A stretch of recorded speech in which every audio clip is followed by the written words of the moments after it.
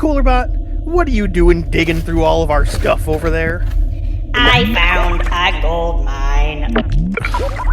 A box of DVDs is not a gold mine. And be careful with those. You're going to get them all soggy. And take off that dang hockey mask while you're at it. You guys are no fun. I'm going to go have a beer or smoke some pot or maybe have premarital sex.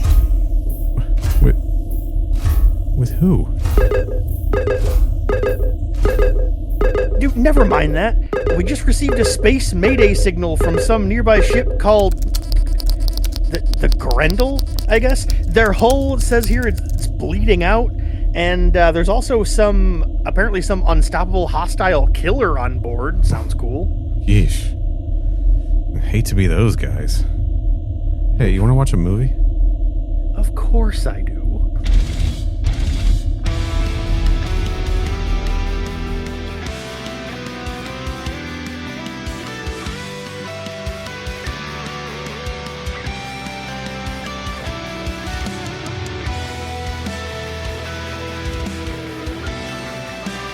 Welcome to Crew Expendable. I am Microsoft Conflict veteran Neil. And I am guy who sucks on so many levels, Kenny. And we are nanotech ants crawling our way through everything except the Alien franchise. Ain't that the truth? You know, we spend so much time talking about those dang xenomorphs, we figure we need like a little pressure valve, to turn it and be able to talk about other stuff for a while, and so here we are. Welcome to bonus content, everybody. That's right. This is it, the long-promised bonus podcast feed. Thank you to all of the people who have donated over at coolerbot.net. Anyone who found their way here not by way of our other show, Crew Expendable, you should go check out. Go check that out. Yeah, go check that out. Go check out Crew Expendable. That's our show about the Alien franchise. Everyone who found their way over here from the Crew Expendable feed, here's the bonus content. Yeah, we've been talking about it for a while. We finally got around to doing it. So basically, how this is going to work is that we're going to be setting up like various milestones on the coolerbot.net page. And then when the total number of donations, like the total like amount from all of them put together hits this certain specific amount, we'll be like, all right, time to put out another bonus episode. But unlike something like Patreon, where like the people that donate are the people that get the episodes and that's it, this is going to be on a free feed that goes out to everyone that anyone can access whether they donated or not. So all donations will support everybody being able to listen to all this bonus content. Yes. Yeah. We're not. Yeah, you don't need to donate to be able to listen. So if you don't, that's totally fine. We do not mind in the slightest. We just want to share. We just want to share what we're doing with everyone. We want everybody to have access to this. That's all. We just like that idea. Right. Yeah, it's fun. It's cool. Yeah.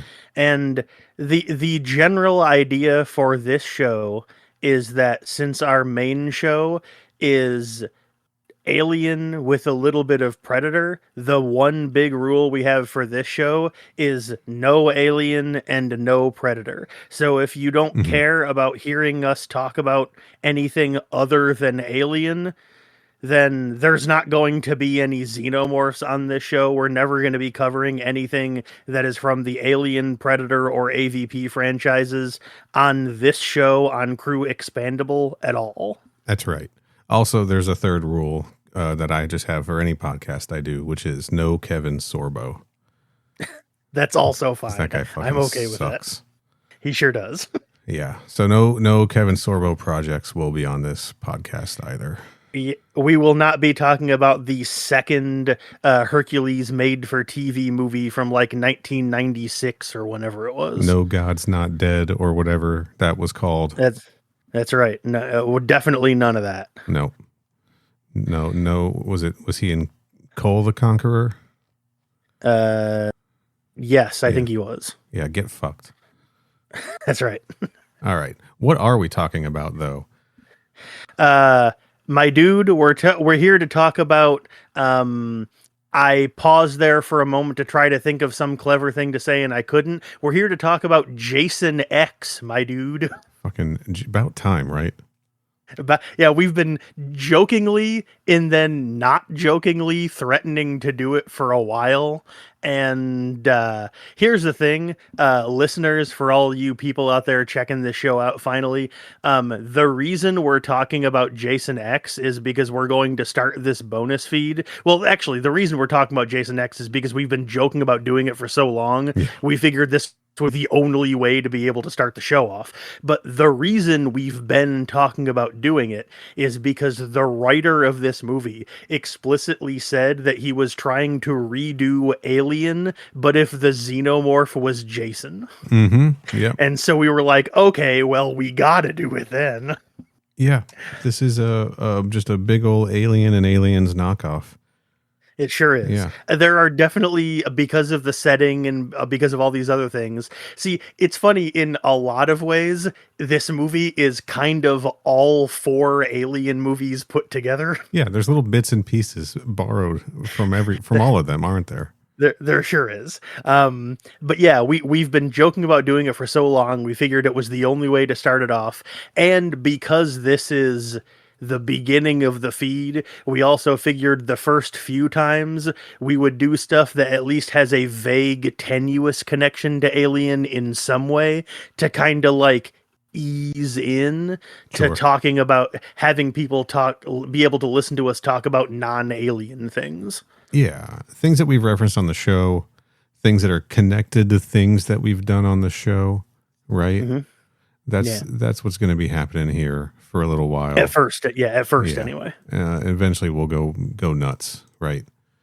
Yeah, the plan is eventually we're just going to do the normal show, but just about whatever it is we feel like talking about, as opposed to specifically alien things.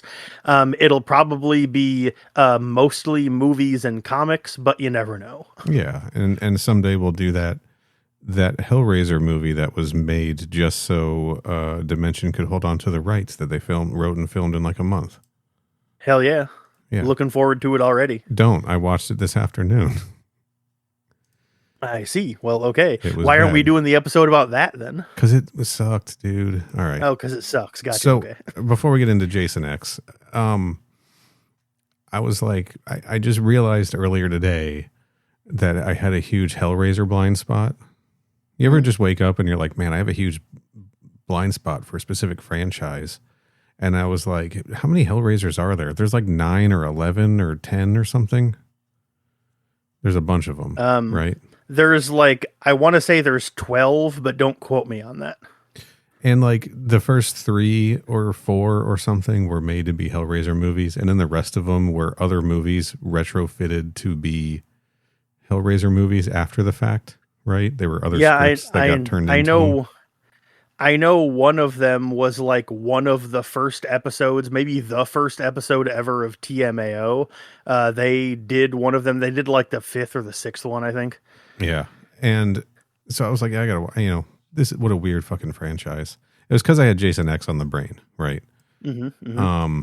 I was like, let me check in with one of the other big dogs, right? I don't know that you can really consider the Cenobites big dogs in the horror franchise. They're like moderately big dogs, like second tier big dogs, I guess. Medium dogs. Yeah, there we go. So I was like, which of these can I watch that I don't have to pay anything for? And like Tubi has like the first 2 streaming and then the last 2 streaming, I think. All right. And so they have like Judgment or whatever. Yeah, and I think Judgment or Resurrection or something, I don't, who fucking cares, is the one. Who cares? That's right. That was so bad. It was just like a family stuck in a house with a kid who was, I'm not going to talk about it here, but anyway, it was so bad I looked it up and they were like, yeah, this movie was made because they were going to lose the rights and Dimension wanted to hold on to the rights. So they wrote and casted and filmed this movie in a month. Screened it in one theater and then released it on digital or whatever. Is that the one that doesn't have Doug Bradley in it? It is the first one, yeah, that doesn't have Oh, him. okay. All right. Yeah. I have, since we're talking about Hellraiser briefly, I have seen the first two. I don't think I've seen the third one, but I've definitely seen the first two for sure. And I Yeah. saw the Hulu exclusive like reboot Okay. from a few years ago. Those are the only ones that I've seen, though. I haven't seen any of the other ones. I have no urge to see the rest of them. The first two were pretty good, but not going to be not Friday the 13th. All right. I mean, I have been told that the third one is pretty good, and like in comparison to the other ones, it's not as good as the first two. But I've been told the third one's not bad, and it's intended to be like the finale of the trilogy of films. Right. Because like just like every long-running horror franchise, there's like a movie somewhere in like the third to sixth entry of the franchise that is always intended to be the final one, then they make more anyway. Mm-hmm. Sure. Yeah, like Friday the 13th, part 4, the final chapter. Yeah, that's the one. Yeah. Let's talk about Friday the 13th, part 10, Jason X now. I would love to. Kenny, what's your history with Friday the 13th? Sorry to interrupt you there. Oh, another thing about this show, we're not going to edit, guys. All I was going to say was that I have been looking forward to recording this episode all day long. All day. Yeah, man. All day. Like, ever since we discussed doing it today, I was like, oh man, I cannot wait to record this episode. I bet it's going to be a blast. Hell yeah. But my history with the Friday the 13th franchise is I've definitely seen the first one for sure. Yeah. I've seen Jason X. I have seen Freddy vs. Jason. I've seen the remake. I have played Friday the 13th, the game. And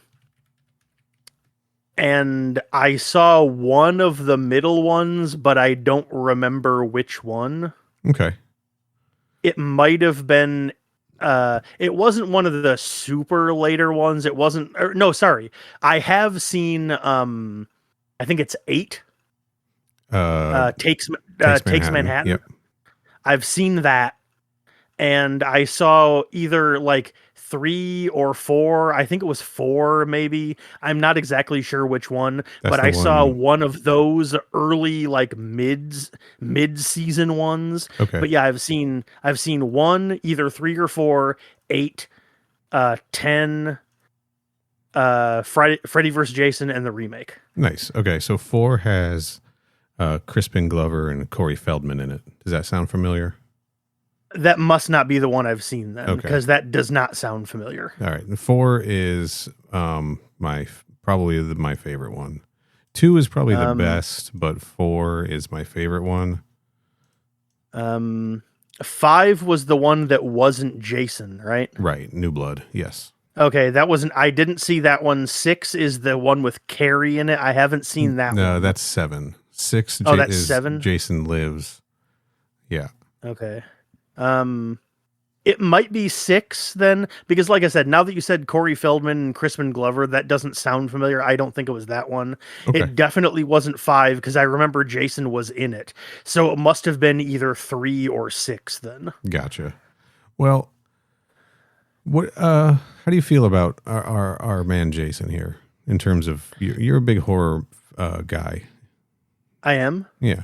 I'm a big horror guy, but I've never been the world's biggest slasher movie guy. Okay. Like, it's not my favorite subgenre of horror movies. Sure. But it's one of those things where, like, a slasher movie, since they're so cheap and easy to produce and so easy to just like churn out, there's a lot of really, really shitty ones. Yeah, there are. And so because of that, I was always under the impression that I didn't like slasher movies. Turns out, though, that when one is actually good, like when one is made well, Yeah. I'm like, wow, this movie fucking kicks ass. Yeah, man. And like, I mean, for a long time, I thought slasher movies fucking sucked. And then I watched the original Nightmare on Elm Street, and then I watched the original Scream, and I was like, both these movies are actually really good, though. Yeah, man. Yeah, Nightmare on Elm Street is really like, I mean, it's a slasher, but it's also it turns the slasher genre on its head. Like it's not. It sure does. You expect it to be a standard sort of Halloween knockoff neighborhood slasher, and then suddenly it's but it's all happening in your fucking dreams, man. Right? Yeah, it's a really cool idea. Freddy looks really cool. The movie's really well made. I mean, of course, that's fucking Wes Craven, baby. What do you expect? Sure. But yeah, when it comes to slasher movies generally, I've never been a big Halloween guy. I like Friday the 13th. I think I like Nightmare on Elm Street more. Okay. Oh, you're one of those. All right. It maybe because I mean they're more fun, but like when you think of a slasher movie, like to me, when I think of the phrase slasher movie, Yeah. Jason is the guy that comes to mind. Like to me, this series is the prototypical slasher movie, like the platonic ideal of what that phrase means. Even though it's not my favorite one, I think this is like the perfect version encapsulated into like distilled into what the essence of the genre is. And this by which she means Friday the 13th movie. Specifically Jason X, right? Yeah, specifically, which is clearly the best movie in the series, Sure. All right. So yeah. My understanding is that you, I was going to say feel differently, but it's more that you have a different experience with the series than me. I'm, so my favorite, if we take Alien out of the picture, if we're not considering Alien horror, right? Which I think it is. Okay. It is, yeah. But if we're just talking straight sort of terrestrial, non-science fiction horror, right? Which I know Jason X muddies those waters. Evil Dead is my favorite horror franchise. Okay. All right. Friday the 13th is a very, very close second. I love this fucking franchise, dude. All the movies, the good ones and the bad ones, because the bad ones aren't that bad with the exception of Jason Goes to Hell, which sucks. All right. I'm sorry. There's people out there who are like, actually, it's pretty good. And if it wasn't a Friday the 13th movie, it'd be a really good. And some people are like, no, it's a cult classic. No, it's guys, it's ass. All right. The thing of it is, though, is that, yeah, maybe if it wasn't, it would be good, but it is, so it's bad. Exactly. Yeah. I've got the Shout Factory like box set, the 4K box set over there on the shelf. I'm pretty sure it's 4K. All right. Which is how I watched this movie. I have the entire Avatar Press and Wildstorm comic book collections. With the exception of I have the first Freddy versus Jason versus Ash series, but I don't have the second. It's pretty fucking expensive. And I'd believe it. So was the first one. I don't want to tell you how much I spent on it. I believe you, though. Don't worry. Yeah, and I have the Topps Comics Jason Goes to Hell adaptation. I do not have Jason versus Leatherface. Unfortunately, that one is also extremely hard to get a hold of. But yeah, I've got like I don't know. I've got some other I've got like the one of the young adult novels from like the early 90s where it was a 4-novel series, I think, of Jason's mask getting passed around and possessing people. All right. I've got one. To be honest, yeah, I'm going to be honest. I've heard of worse premises for a movie than that. I mean, there are movies in the Friday the 13th series that have dumber like plots than that is. Yeah, I wasn't saying that as if it was something stupid. It was like my point. Cool. My point was just more. Oh, that's kind of a cool idea for a movie or for a story. That's all my point was. Yeah, and then I've got one of the Jason X novels.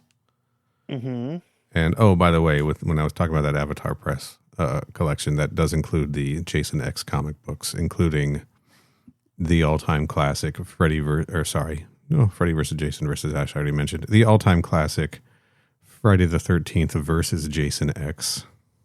Yeah, I was about to say, is that the one that's Jason versus Jason X? But no, that's not what it's called.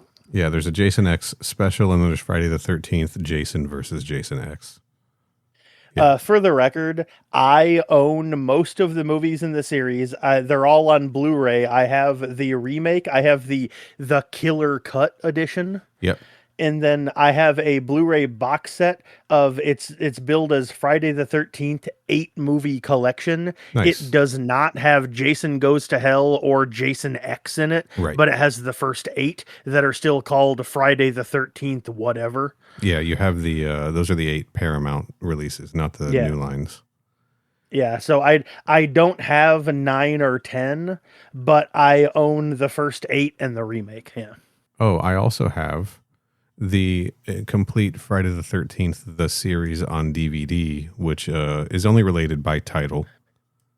Mm-hmm. It's about an antique shop that sells cursed items. You can't see my face right now, but my face is extremely, I am not shocked by hearing this information. It's actually Because of course you own that. I should say they don't sell the cursed items. I think they're in charge of recovering the cursed items that were taken from the. Of course. It's something like course. that. I have watched multiple episodes. Anyway, I'm a Friday the 13th Oh, yeah. fan. That's the point. I love this series. Yeah, for sure. Jason X is a movie that I go up and down on. My opinion of it changes with the seasons. All right? Mm-hmm. Sometimes I'm like, this movie is just everything that's wrong with Friday the 13th. Sometimes I get too serious, right? I'm like, this movie's it's being snotty and it's not respecting, and it thinks it's being clever by trying to point out the tropes, but all it's really doing is just pointing out what people think Friday the 13th movies are, not what they really are. And that's stupid, right? And then other times I'm like, this movie's fucking fun as hell. I like this movie this week. Right. All right. That's fair. Yeah. Yeah. Hell yeah. So when was the first time you saw this movie? The first time I saw this movie, it was relatively recently because I'm one of those guys that, like, when I started getting into horror movies, I went, this movie looks cool, that movie looks cool, and then I watched like a few horror movies that I thought looked good, and then basically just stuck with those and didn't really like branch out and try new stuff very much. Sure. Like, for instance, I saw the original Child's Play for the first time last month. Okay. That's fine. As an example. Yeah, like my point is that I'm not really a guy that like tries out new stuff that much. Like once I find something I like, I tend to just stick with that.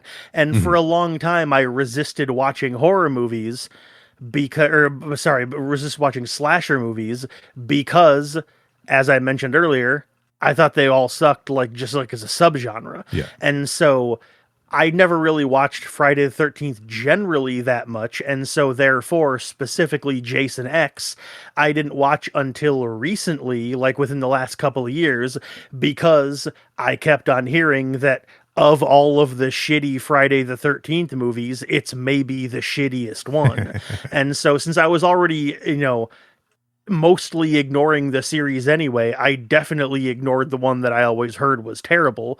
But I believe it was not long after we started talking about doing this show, like, well, not this show, but the main show, is when I crewexpendable.net is when I watched it for the first time, because one of the first ideas we ever had was to also cover movies that were like Alien in style, theme, or substance, but like weren't actually xenomorph alien movies.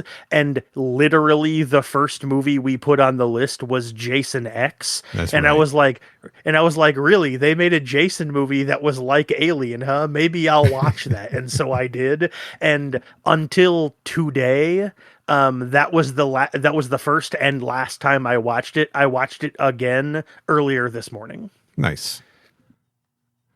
I first watched this sometime around 2001 when it was released. Not in That was my guess. Yeah. not in theaters. All right. downloaded off of probably LimeWire. Hell yeah. Right. This was a movie that got leaked early on file sharing. Right. All right. I don't think I was bit torrenting at that time. I think I managed to get a 2-part cam rip or something. Probably, maybe not a Nice, cam rip, nice, but a hell yeah. screener. Might have been a VCD rip even. Yeah. By the way, just on the subject, we mentioned Freddy versus Jason. Obviously, that's a movie I Yeah. watch probably 3 times a year. All right. I own Freddy vs. Jason on Blu-ray, DVD, and I bought a VCD of it just because I thought it was cool. Fun fact: Freddy vs. Jason was the first Friday the 13th movie I ever saw, and the first Nightmare on Elm Street movie I ever saw.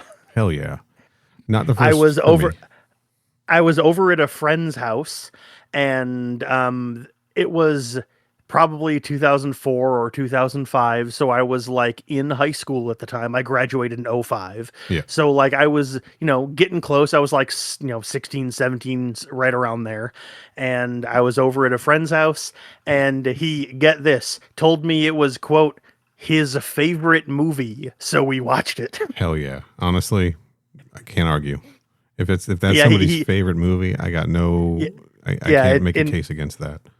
In 2003, he told me it was his favorite movie, and I was like, I don't think I really know much of anything about it. Like, I'd heard the names before, but that was about it.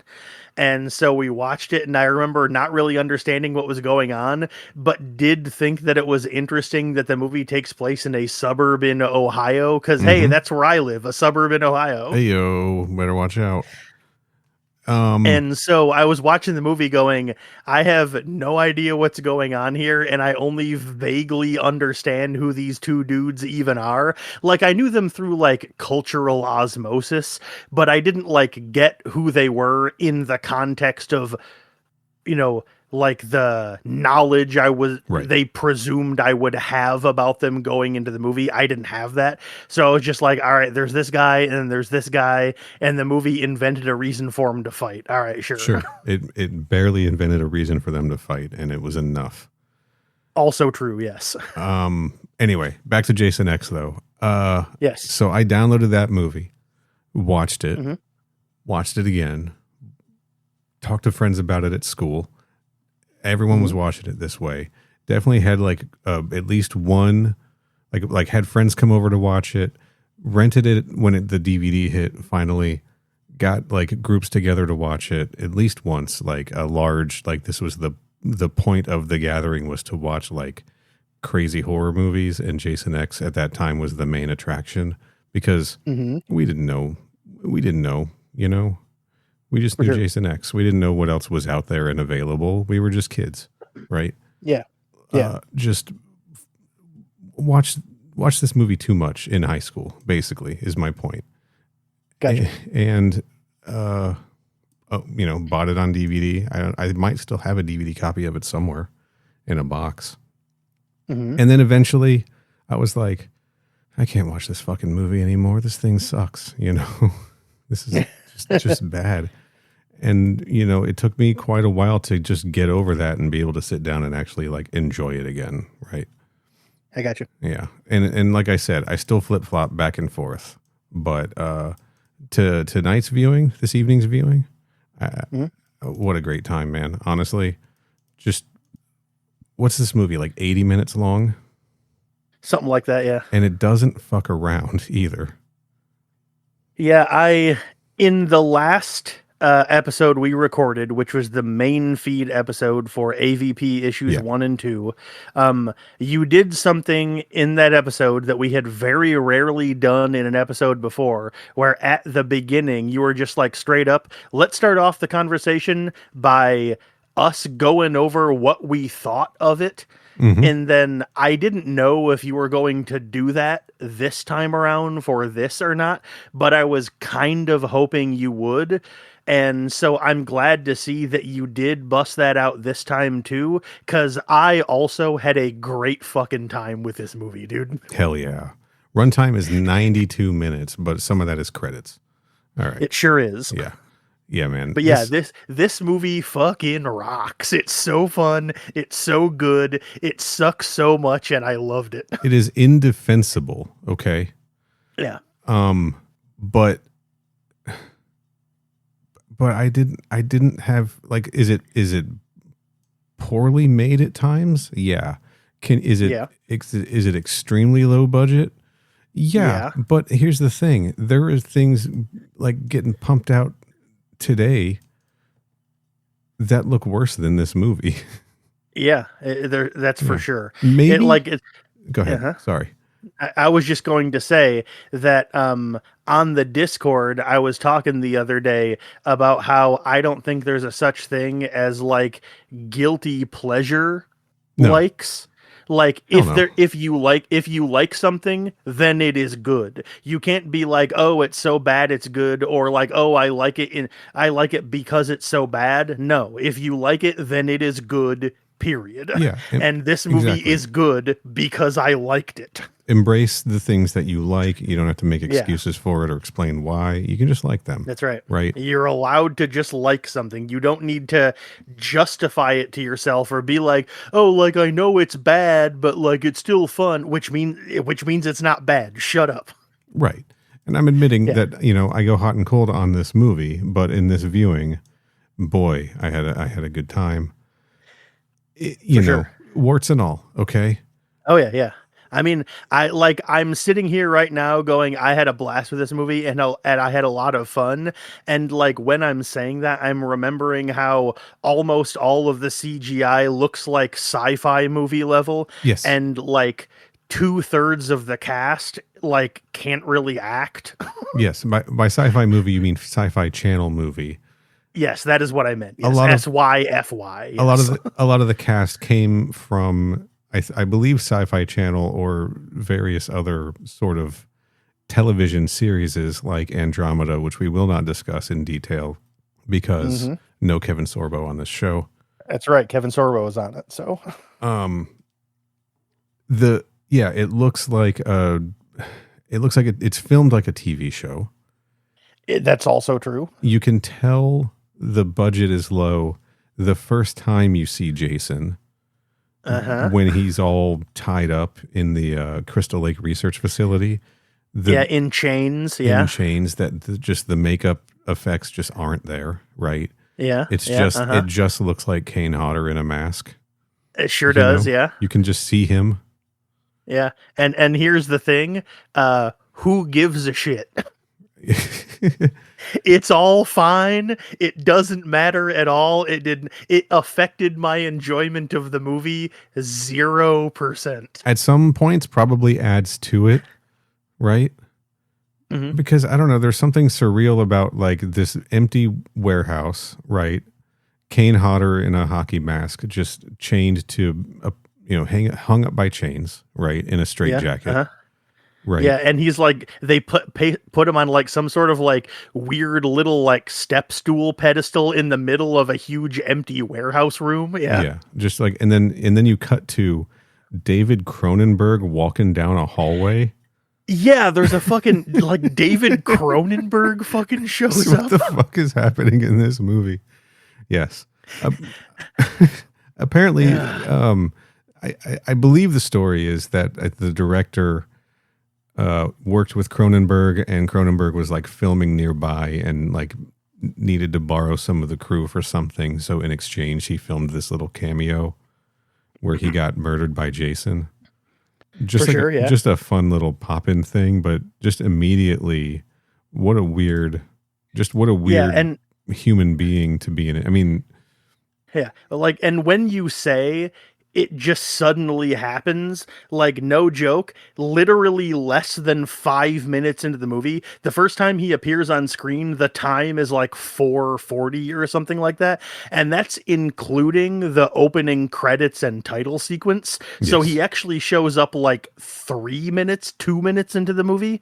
And literally less than 5 minutes in the movie. And fucking David goddamn Cronenberg is just there, and then 90 seconds later he's already dead.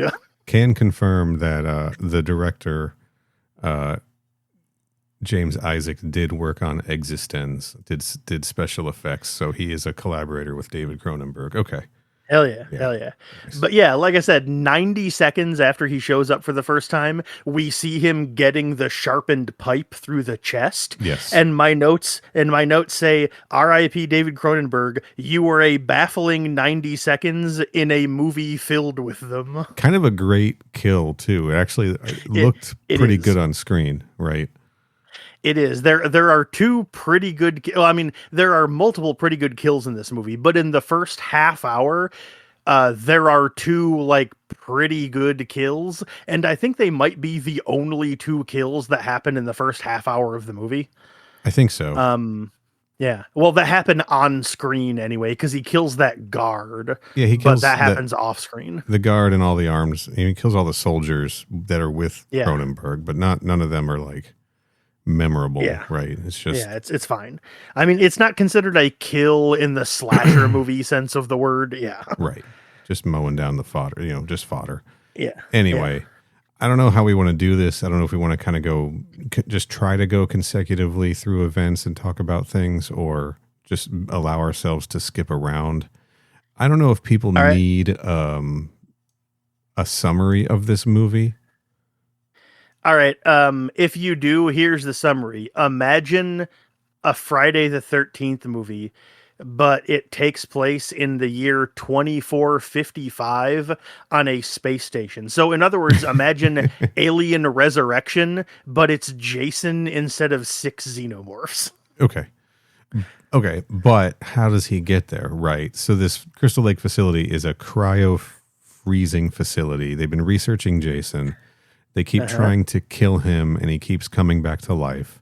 So they're Because as they say in the movie, in 2008, he was captured and tried by the U.S. government, and they tried to execute him multiple times, and it didn't work because he is literally immortal. can you see him sitting in a courtroom? I cannot, but wasn't there going to be one of the pre-Freddy vs. Jason movies that was about that? That sounds familiar. Was that going to be a Halloween movie? I don't remember. I don't know. That does sound familiar, though. I don't know if that's Yeah.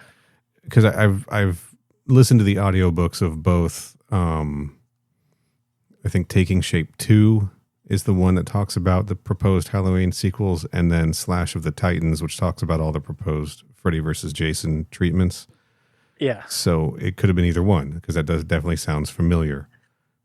But to answer your question, see, no, I can't imagine it. But now that I am trying to picture it, it would be very funny. Like, imagine his lawyer convincing him to like put on a tie when he goes into the courtroom. Yes, don't now put on this tie and don't kill anybody. That's Also, it may not have been either of those books. I may just be thinking of the episode of Freddy's Nightmares where we see Freddy Krueger on trial.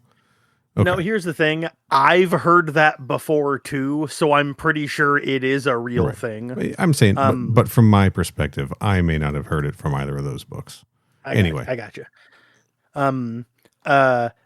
The main thing I want to say about the opening is the like title sequence I thought was actually pretty cool.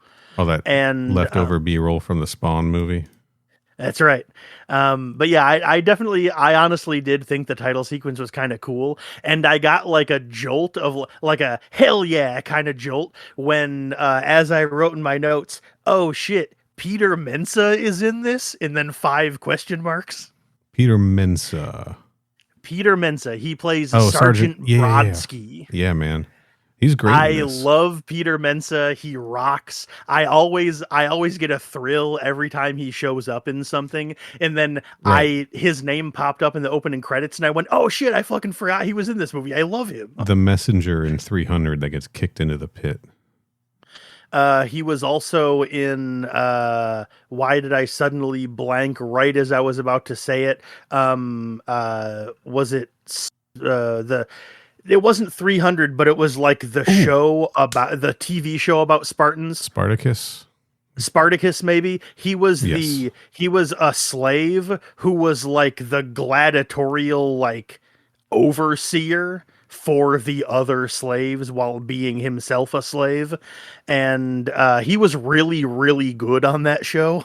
Here's one for me: 3 episodes of the live-action Witchblade series. Oh, nice. Hell yeah. Yeah. But yeah, Peter Mensa rocks. And like, full disclosure, not counting David Cronenberg, Kane Hodder would probably be the most famous person in this movie to a stereotypical Friday the 13th viewer. But to me, Peter Mensa was easily the most famous person in this cast. 2 episodes of the Sarah Connor Chronicles. Hey, nice. Hell yeah. This guy gets around. But yeah, Peter Mensa rocks, and I definitely got like a thrill when I saw his name pop up in the credits. I forgot he was in there, and so hell yeah, Peter Mensa, you rock. I'm sure you're not listening, but you rock. He was Trust great. me. I really liked his character too. I like the way they sort of.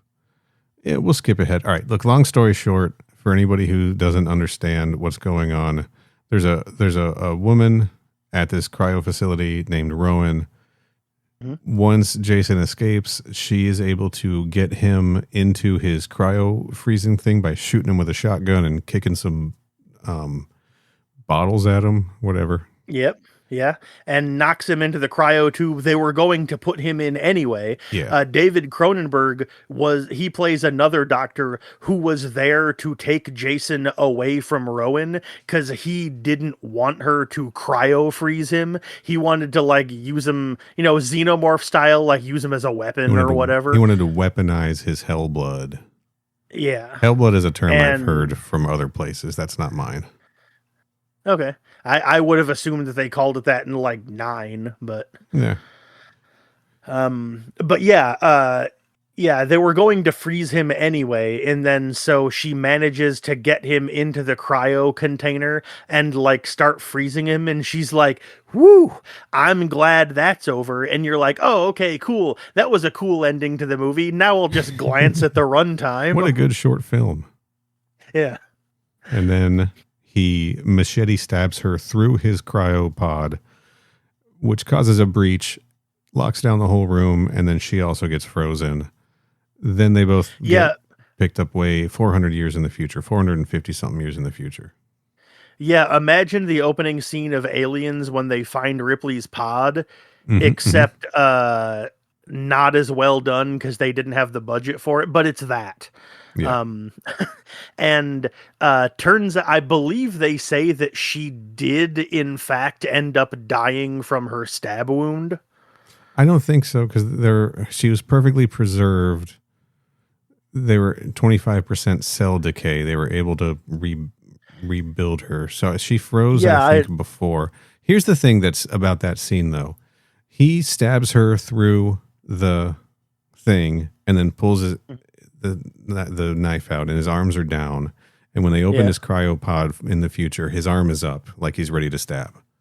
Sure, like it's raised above his head. She is stabbed. She falls down by his thing. We see her face freeze over as like it shows like Jason while X she is while she is literally sitting on the ground next to the door of the cryopod. Yes, sitting up next to the cryopod. When they find her body, when they being future students, find her body, she's like over in a different corner under a bunch of like ventilation like pipes and pipes tubes and stuff. Yeah. That's so, correct. So what the fuck? There's like a hidden movie between these where they both got thawed out, had another go around. She was able to get him back in the pod, refreeze him. She also got frozen again, but in a different position on the other side of the room as she was like crawling over to like hit the failsafe or something. Correct. Yes, that is precisely what happened. I want to see that one-shot comic book from Avatar Press. Like you said, a group of students that have visited Earth because by this point in the future, Earth is an uninhabitable wasteland, and so all of the humans moved to a new planet, cleverly named Earth 2, and it is a group of students and their professor who went on Earth 2 for short. Its full name is Earth 2 Fast, 2 Furious. Thank you. Nice work. I'm glad we stopped for that. That was a very good joke. Nice Thank work. you. But yeah, he takes his students on like a field trip to Earth, and I don't know what they were looking for or if this discovery was on purpose, but while they're there, they go into the space where her cryopod was and find the two bodies and bring them onto the research facility Grendel, Well, where the rest of the movie takes place. well, Professor Lowe, and took his students down there. We find out that he needs money, right? He's like, I need money Yep. when he's talking to whatever that dork was. Yeah. So I think he's using his students to scavenge planets for things that he can sell. That's fair. That's probably the truth. Yeah. I think he's just crooked, right? Yeah, probably. Yeah, and he's crooked, and he's into weird nipple play with one of his students. He is. Yes, that's true. Yeah.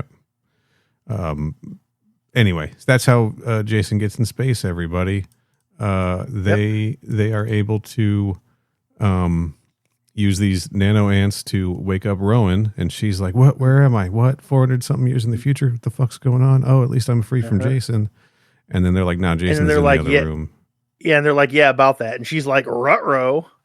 And then Jason just sort of wakes up on his own because he's thawed out because he's fucking Jason Voorhees. Yeah.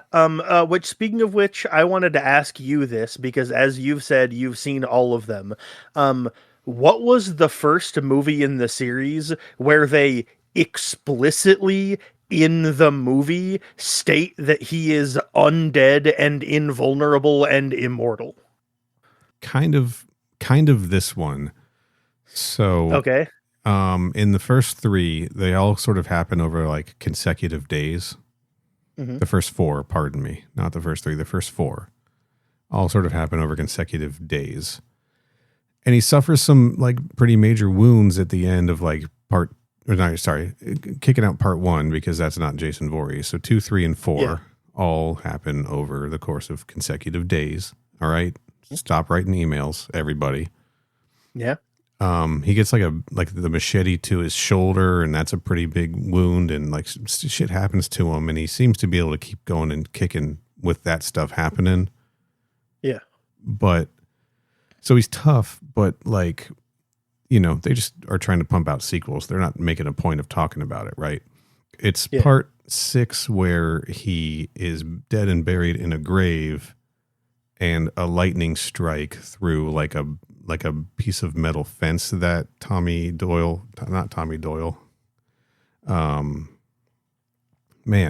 whatever his name, Tommy Wallace. Nope.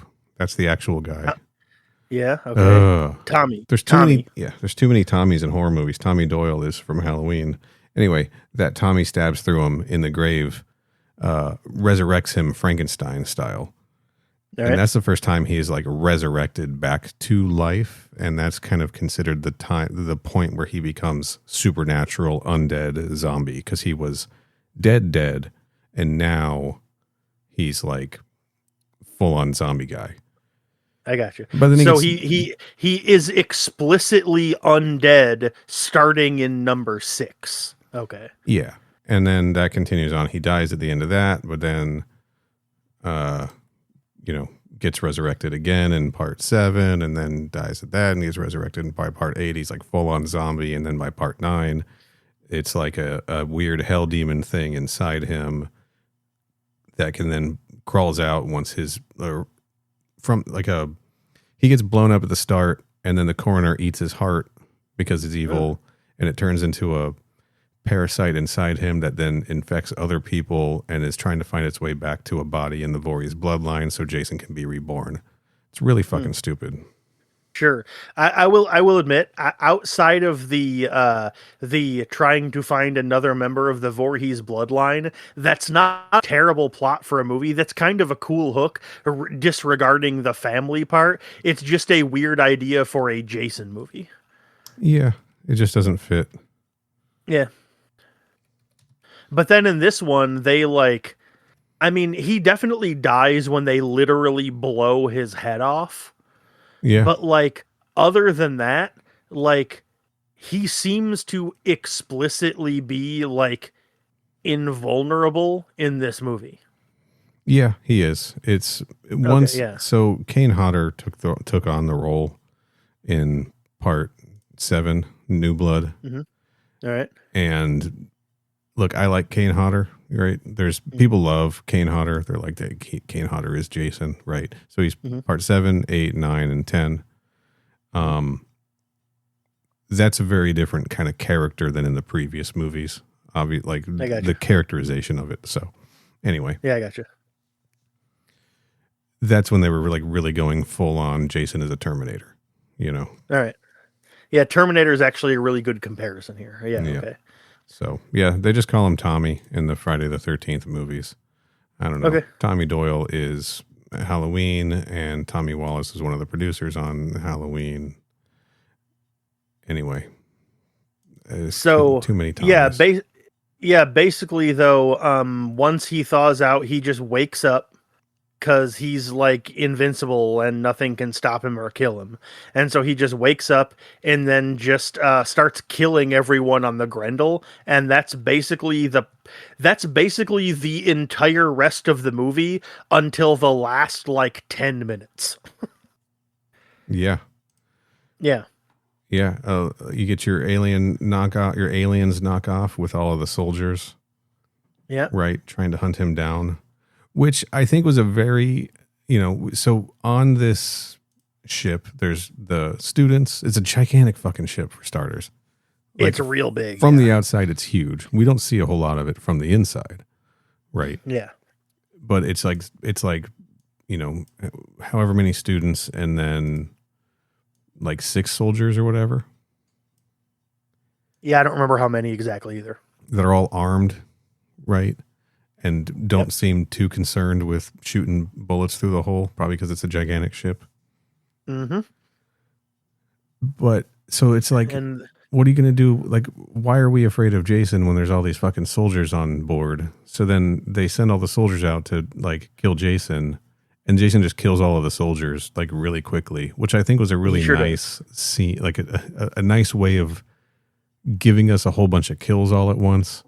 And also getting rid of like the soldiers and then leaving us like with a more standard Friday the 13th, a bunch of people who are unprepared for this trying to survive him, kind of like for sure, like standard situation. Because that was actually one thing I did like about this movie is they kind of mixed up the Friday the 13th formula by having him fight people that are capable and know how to do combat.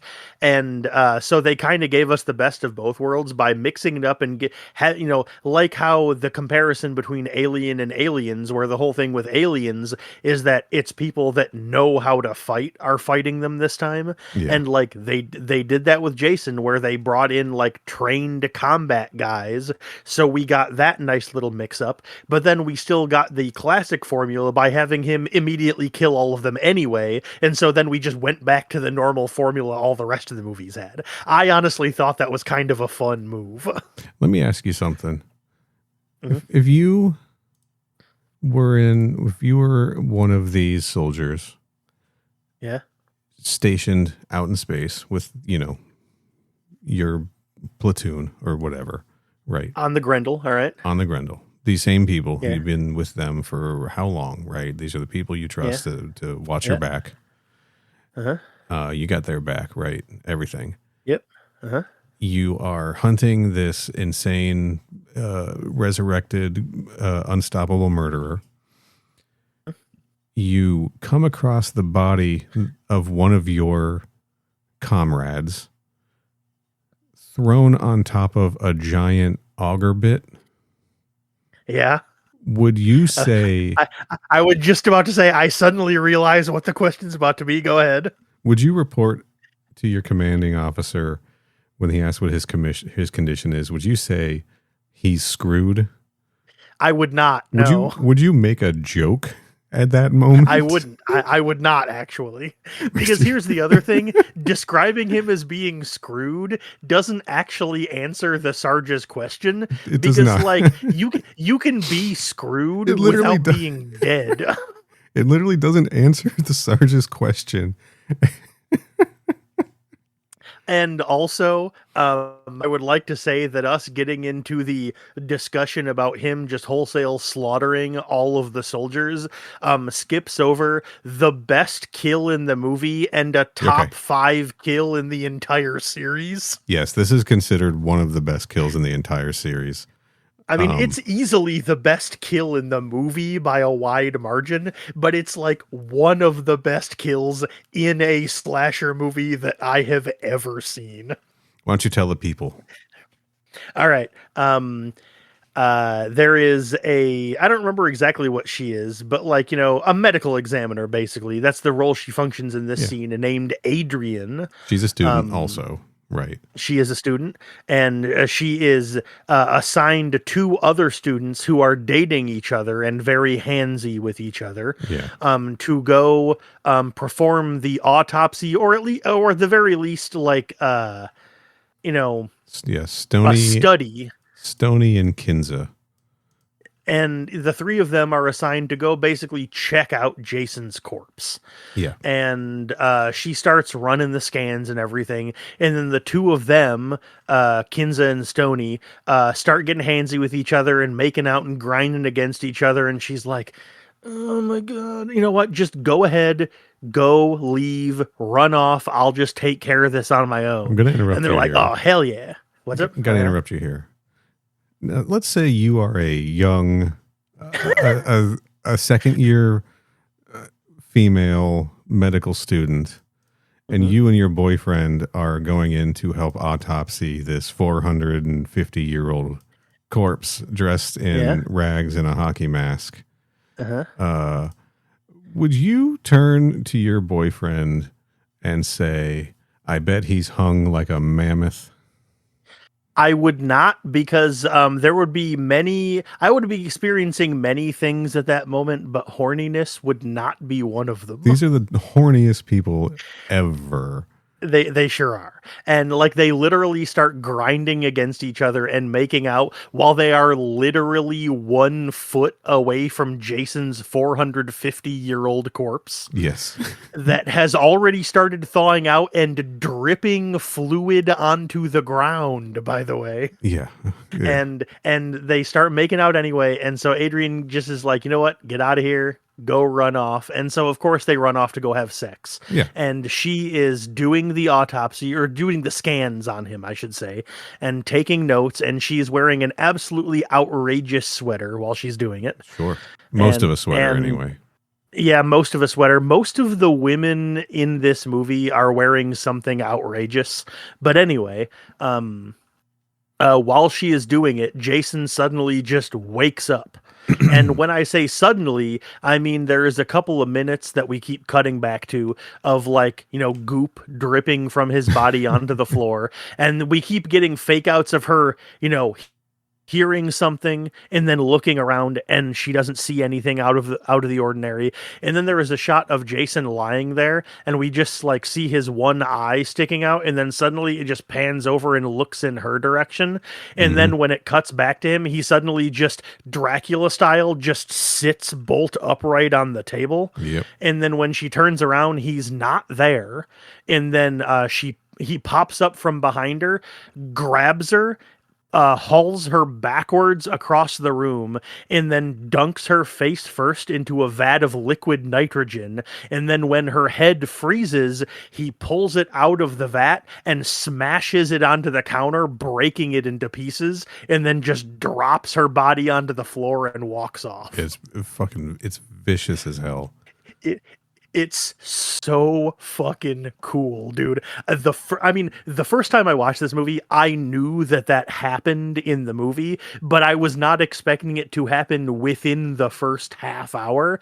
And so suddenly, when he dunked her head into the liquid nitrogen, I went, "Oh shit, this is the one!" And then smash, and I was like, "Oh hell yes!" Yeah, this is a famous kill, and it deserves to be.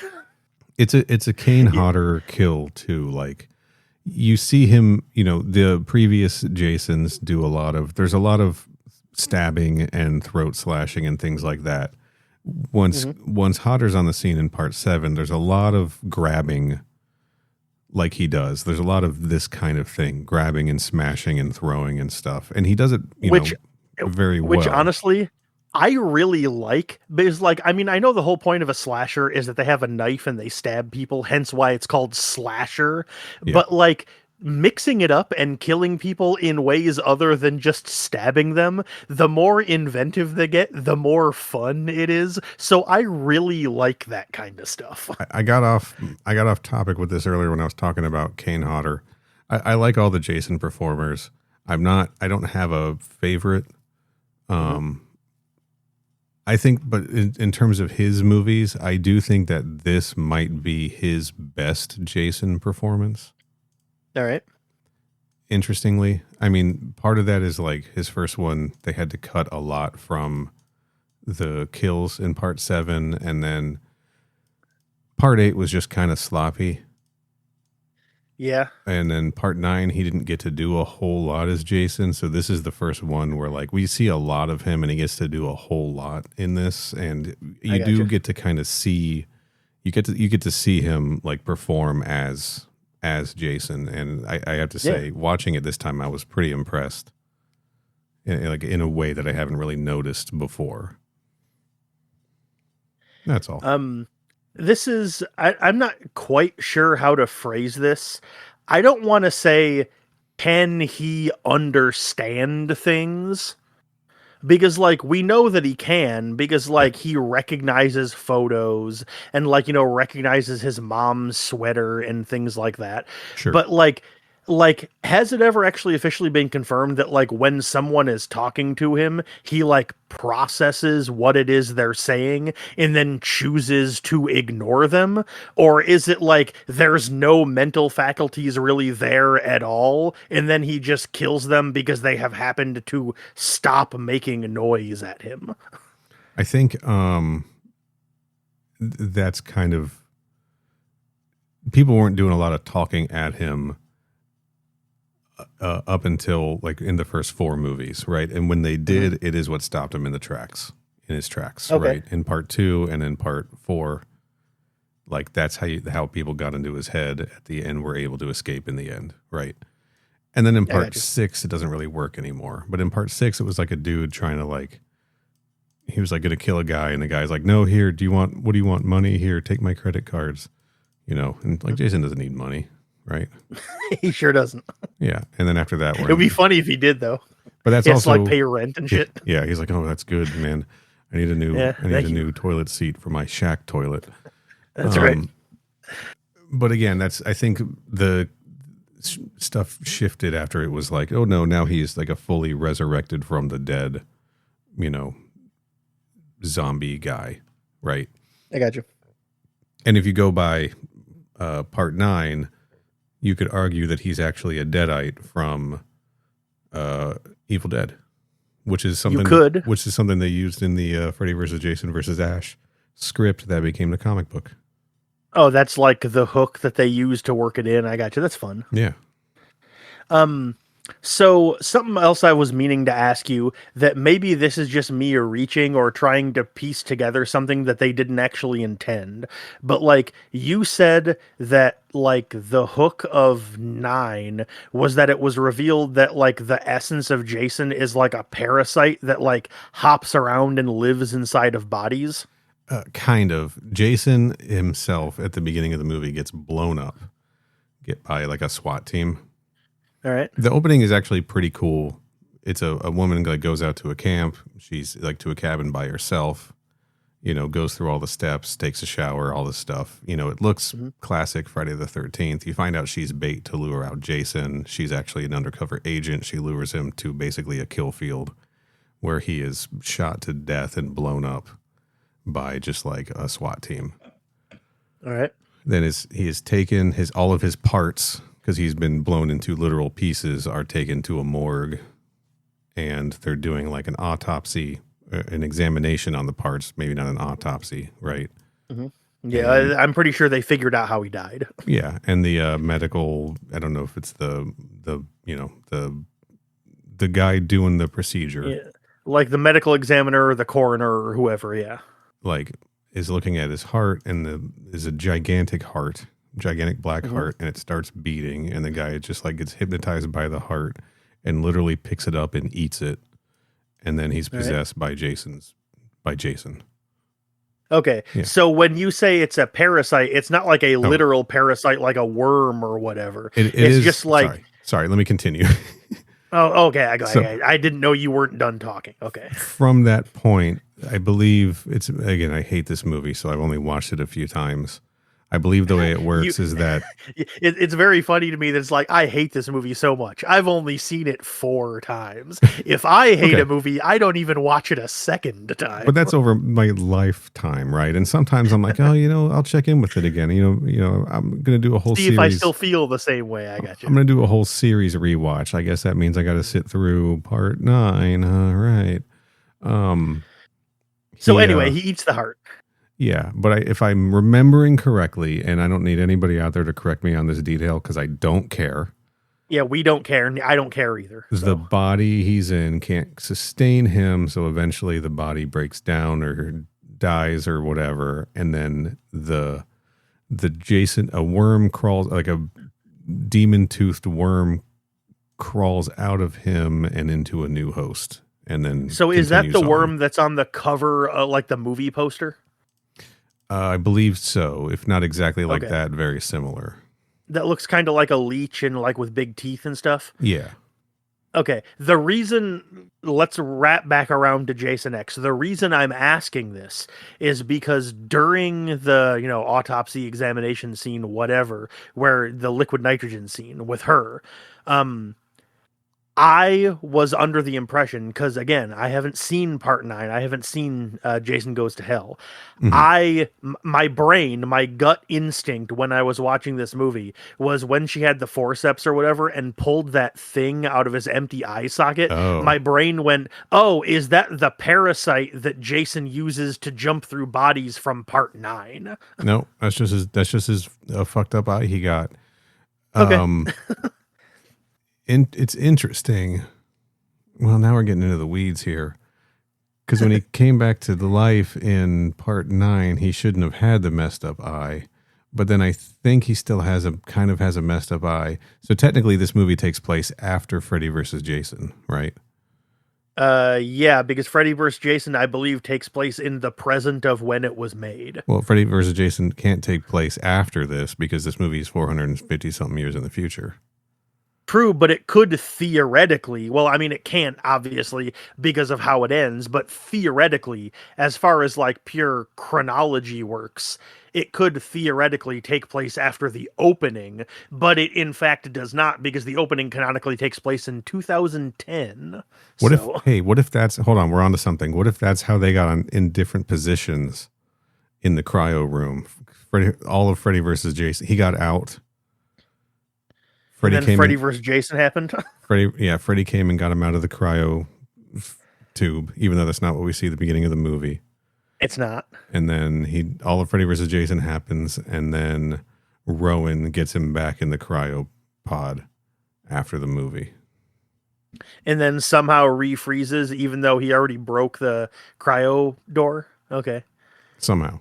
That's fair. Sure, why not? Anyway. Who cares? Sure, yeah, let's go with that. Anyway, point is, I'm not sure why he has a messed up eye in this. What kind of adventures did the guy have? Yeah, I don't know. I mean, I was about to ask, did he get his eye stabbed out in a previous movie? But yeah, probably. I think a few times. And he might have, it might have even gotten his eye fucked up in Freddy versus Jason. I don't remember.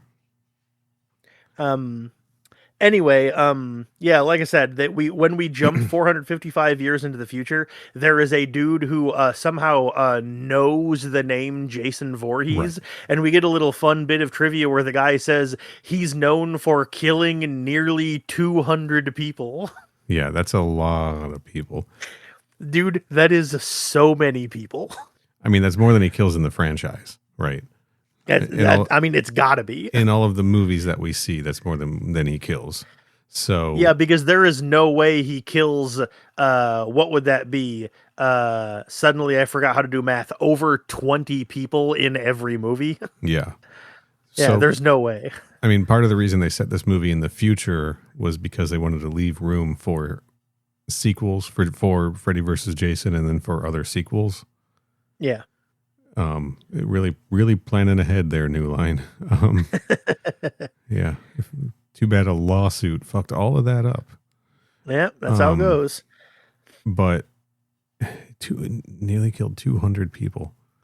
Nearly 200 people. And then he kills a whole bunch more in this movie, including he goes and visits those two students having sex, and he stabs it's actually a pretty good kill. He stabs the machete forward through the dude's stomach while the dude is looking at him, and then the dude turns around to look at his girlfriend, and then Jason grabs the blade of the machete and pulls it through the guy's body. So he pulls the backwards, so the handle comes out the back stab wound. And I was like, that's pretty nasty work, Jason. Nice job. Brutal. I'm wondering that if I don't even think he killed, if we count up all the Avatar press comics, I don't think he's killed that many people. Yeah, I mean, I wouldn't find it very hard to believe that he has on screen killed 200 people. Throwing the novels, who knows? But yeah, anyway, the whole reason that guy exists is he has one scene where how Neil mentioned earlier that the professor is hard up on cash.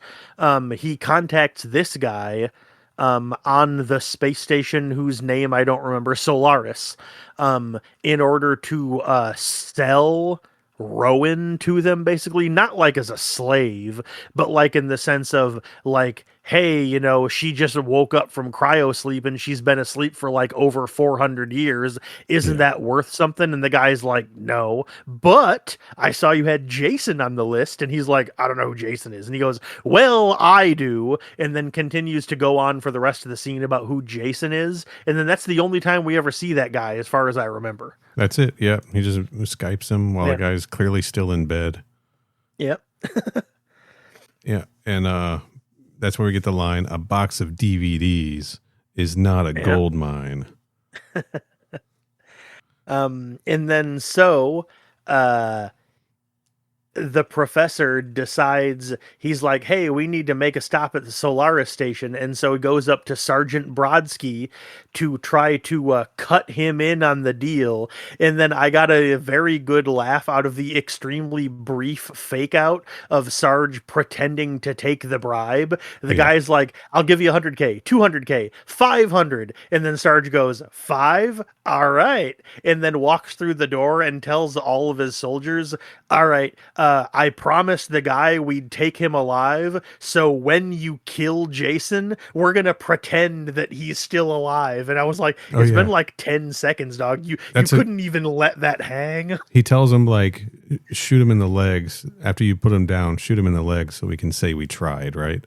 Yeah. And then when the guy thinks he actually got Jason, when he's got him up on that anchor hook or whatever in there. Yeah. And he's like, I got him. Does do that. I got him. He's down. And then we see him actually, after thinks he's killed Jason, then shoot him in the leg a few times. Nice follow up there. I actually really like that. Again, I think that this movie, there's definitely some snottiness with like the, you know, just guys, he just wanted his machete back. Ha ha ha. Yeah. And stuff like that. But there's also, I think, some pretty clever things like that in this movie. It's actually there's a lot of extremely 2001 quote unquote comedy. Yeah. Like for instance, that scene that you just mentioned in passing earlier, where we see like the fetish nipple play scene. That is literally just there because the writers thought it would be funny. Yeah. Like they would be like, hey, you know, it'd be fucking funny to see this dude have like a weird sex kink thing. I mean, I was laughing. I thought it was hilarious. Yeah, I'm sure. I bet. And then speaking of which, though, how you were like, oh yeah, this movie has a little bit more going for it as far as like actually introducing things that it follows up on later. The first like half or so of the movie, I was getting kind of mad about how there was this through line about this like stupid fucking annoying slacker guy who gets his arm cut off when they go find Jason. Azrael. And then was that his name? I literally didn't even know which character it was. But yeah, all of these, everyone in this game, in this game, and everyone in this movie has like video game character names. Sure do. And but yeah, he gets his arm cut off, and he's basically is just like, oh man. And then there's a scene where he is leaving the ship and then goes, oh, I forgot my arm. And then somebody comes up to him with it and goes, yeah, here it is, dumbass. And then smacks him with it. Yes. And I was like, yes, this is definitely the kind of shit that they thought was really, really funny. And then he goes into the med bay and then he like lays on like the table and then they just reattach his arm. Yeah. And then he's fine and his arm is back. And then he's just totally fine again and it never comes up again. And I was like, what the fuck was the point of that? There's a nice little bit where he like walks down the hall and high fives someone and he's like, ow, because his arm still hurts from the procedure. Yeah. Yeah. But I think like they were showing off the ants, I think, right? Yeah, the reason they're there is to establish how the nano ants work. Right. But like I forgot that happened at the end of the movie. So I was watching the movie going, who fucking cares about this guy? I don't care, man. He has his arm back. He's fine. We don't need to see any of this. And then smash cut to like 45 minutes later. And I suddenly went, oh yeah, okay. That's why it's there. Yeah. So one of these students is named Waylander. One of them is named Kinza. Yeah, Waylander is, well, I hate to phrase it like this, but the black guy. He is kind of the token black character. I mean, although there are two in this movie, and both of them live an extreme, like surprisingly long time in this movie. Yeah, they were conscious of that stereotype, which is good. Yeah, they were literally the last two people to die that still did die in the movie. Yeah. Which I thought was cool. It is. Then there's Azrael, and then there's he's the stoner guy. And then there's Sunaron, Tsunaron. These again. Yeah, he's the scientist guy with the android. Yeah. These characters have video game character names.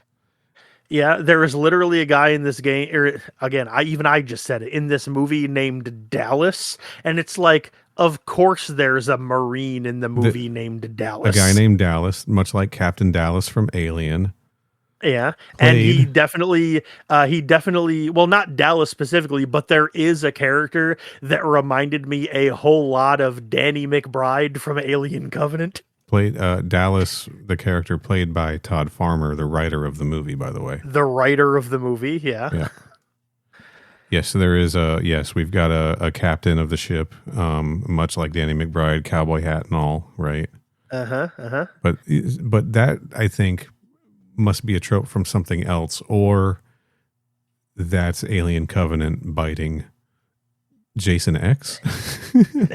I mean, it definitely didn't come out 16 years prior. Ridley Scott's you're gonna put a Dallas in your movie. I'm gonna put a Captain. That's not Fat Lou, is it?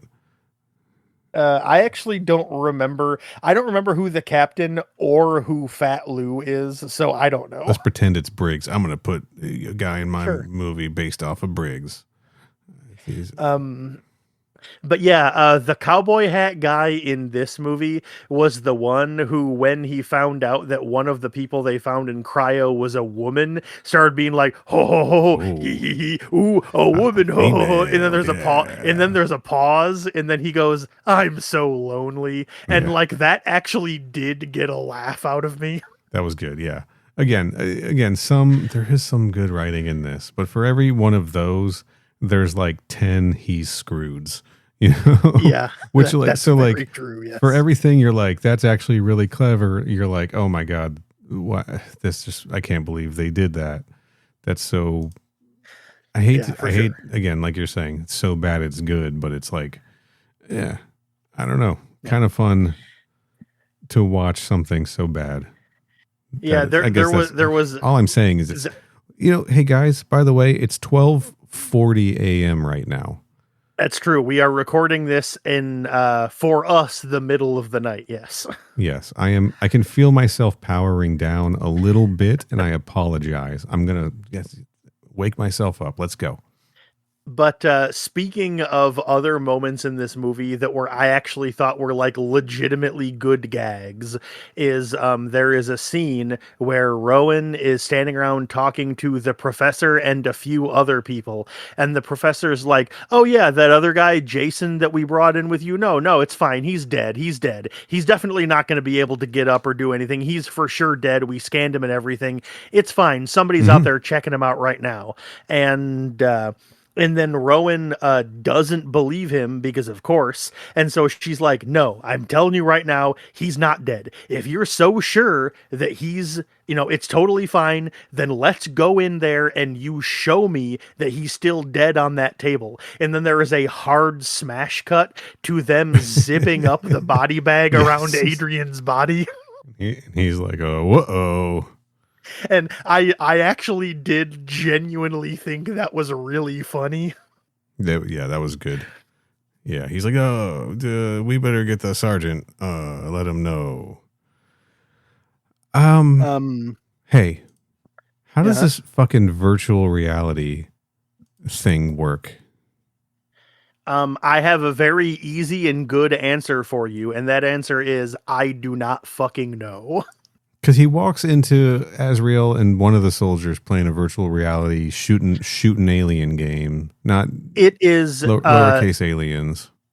It's Dallas, the guy that wrote the movie. It is. Yeah. This is Azrael and Dallas shooting up those lowercase A's. And then Jason comes in and is able to slice through one of the aliens and kill it. Yeah. So you in this virtual reality game, you use live rounds. And then he also murders their two characters. Avatars, yeah. But it's their avatars, but we don't know that yet. Yeah. And so like the head of one of them slides bloodlessly off and continues to talk. And and we're like, wait, what?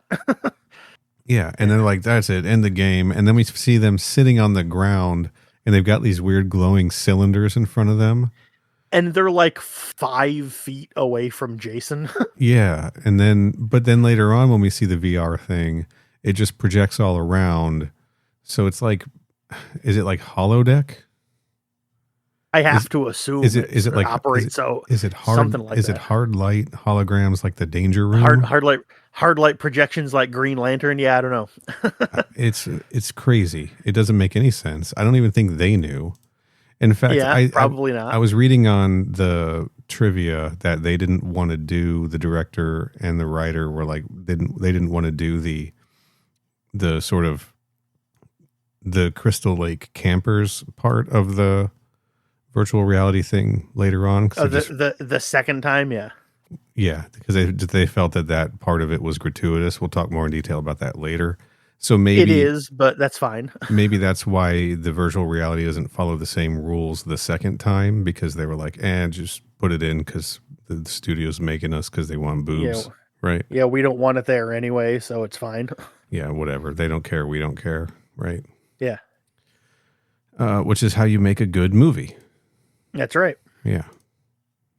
For sure.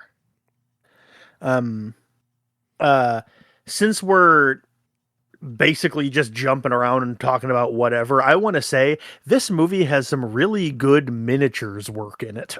It does. Good. It does. Like the scene of the Grendel crashing into the Solaris and the Solaris blowing up looked actually pretty fucking good. Like, I'm not going to lie, the minis work in this movie is good. That glass dome space station, that was pretty cool. It was. The CGI work, on the other hand, not is not very good. No, and like I said, it literally, legitimately does look like a Sci-Fi Channel movie. So we got to talk about a couple other things here. One thing I want to ask real quick is, why does kissing an android turn your survival chances from 12 to 53%? Do you have an answer for that? I was about to bring up, we haven't talked about the synth in the room. KM14, KM14, KAY-EM. This is Sunaron's robot. Sunaron's like girlfriend, basically. Yeah. I mean, everyone cracks jokes about how they're actually dating, and he's like, "No, we're not." And then, like the second time we have a scene where the two of them are alone, they start kissing each other. What do you think about that scene where she's trying to make him give her nipples? I thought it was funny, but extremely stupid. And when they fell off like hard chunks of metal. Yeah, like they clanged to the ground like they were like metal bars or something. And I was like, I assumed they were on there like magnetically, so how did they fall off anyway? Like I said, it was extremely stupid and gratuitous, but it was honestly kind of funny. Yeah. I don't know how them getting it on increases their chances of survival, because in slasher movies, historically, the trope, which this movie is dealing in tropes, not in, genuine, considerations. The trope is when you get busy, you get killed, right? Yeah, that actually does happen in this movie when those two other people that were working with Adrian that she sent away, Stoney and Kenza or whatever, like we see them in their bed making out, and then as soon as like the making out starts getting heavier than that, it cuts back to the examination room, and that's when Jason suddenly sits up. Apparently he has some kind of teen sex radar, and it like activates him Manchurian Candidate mode, because like the moment they started having sex is when he woke up in the movie. Yeah.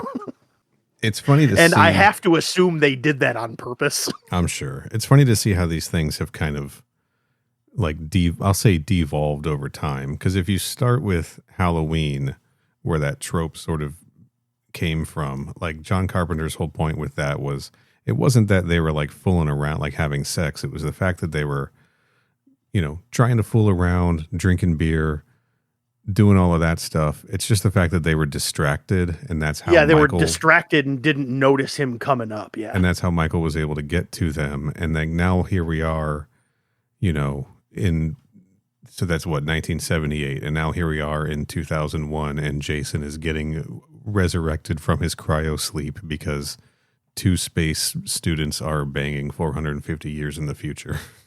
Yeah, like it literally like brings him back from cryo death. Yes.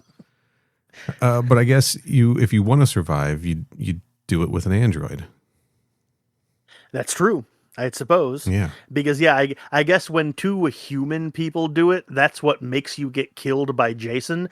But if you have sex with an android instead, it like almost quadruples your chance of survival. I think it just didn't make any sense at all, and I don't know what the intention there was. I can't even imagine what it would be. Well, I mean, in real terms, the intention was they were really bad at writing flirty dialogue between the two of them. That's actually why she says that. But sure, it's fair. But I have no idea. Also, speaking of KM, later on in the movie, Sunaron gives her an upgrade and turns her from a research android into a combat android. Mm-hmm. And he introduces this by she comes up and then he comes up behind her. And I just want to give you the note that I have written down. Yeah. This is literally what it says in my notes. Why the hell does the KM guy, because I didn't know his name was Sunaron, why the hell does the KM guy say, quote, I gave her an upload? No, Okay. You didn't. You gave her an upgrade. Fuck you. No. I think he gave her an upload, if you know what I'm saying. Fair, but yeah, like he didn't give her an upload. He gave her an upgrade, because that's what that means. Yes, he did upload. Yes, it was 2001. People were still saying cyberspace. All right, that's true. Right? He was surfing the net. Okay, fair. It's dumb. I don't know what to tell you, man. I that line pissed me off so much that it actually made me start laughing at how dumb it was. I gave her an upload. Get fucked, man. You gave her an upgrade. All right. Get it right, dumbass. That was right after he calls Jason Slappy. It sure was. All right. A couple big things we got to talk about. I want to start first with our Ripley stand-in Rowan, right? Mm-hmm. Yep. Our overly by Ripley stand-in again, we're dealing with tropes here, not sort of factual kind of informed writing, just sort of Yeah. copy paste, right? It's all Overly riffs. It's all riffs. just Yeah. extremely capable, overly capable, out of time. This is Ripley 8, right? Like you're saying. Yeah. It sure is. She's not a clone, but she's out of time. Out like like not out of like I'm late, but like misplaced in time. Yeah. Yet she's In the way that Ripley was in Aliens. yes, also. Yeah. Yet she's the most capable person there and knows more than everybody else because this is the threat that she's dealt with before. Yeah, she was, I guess, the Jason expert in 2010, I guess. I don't know. Yeah. But she never puts that expertise to use. All she knows is that, like, yeah, he's just gonna always kill everybody, and we need to get away. She has no like useful information about him. Yeah, like she's not even the one that gives us his backstory, i.e., he's killed almost 200 people. We don't even find that out from her, man. That's right. But she just somehow once the Professor Lowe is killed, she just becomes the de facto leader. Yeah, because this is an Alien series knockoff. Yeah, and like she's the main character, which is why she becomes the leader. Yes. Yeah, I like her. I really liked her. I mean, as much as I liked anybody in the movie that I don't really like anybody in. Yeah, I liked her too. I thought she was fine. There's one really dumb scene that they were trying to play up suspense when they're trying to like get down a hallway, like get to the shuttle or wherever they were going.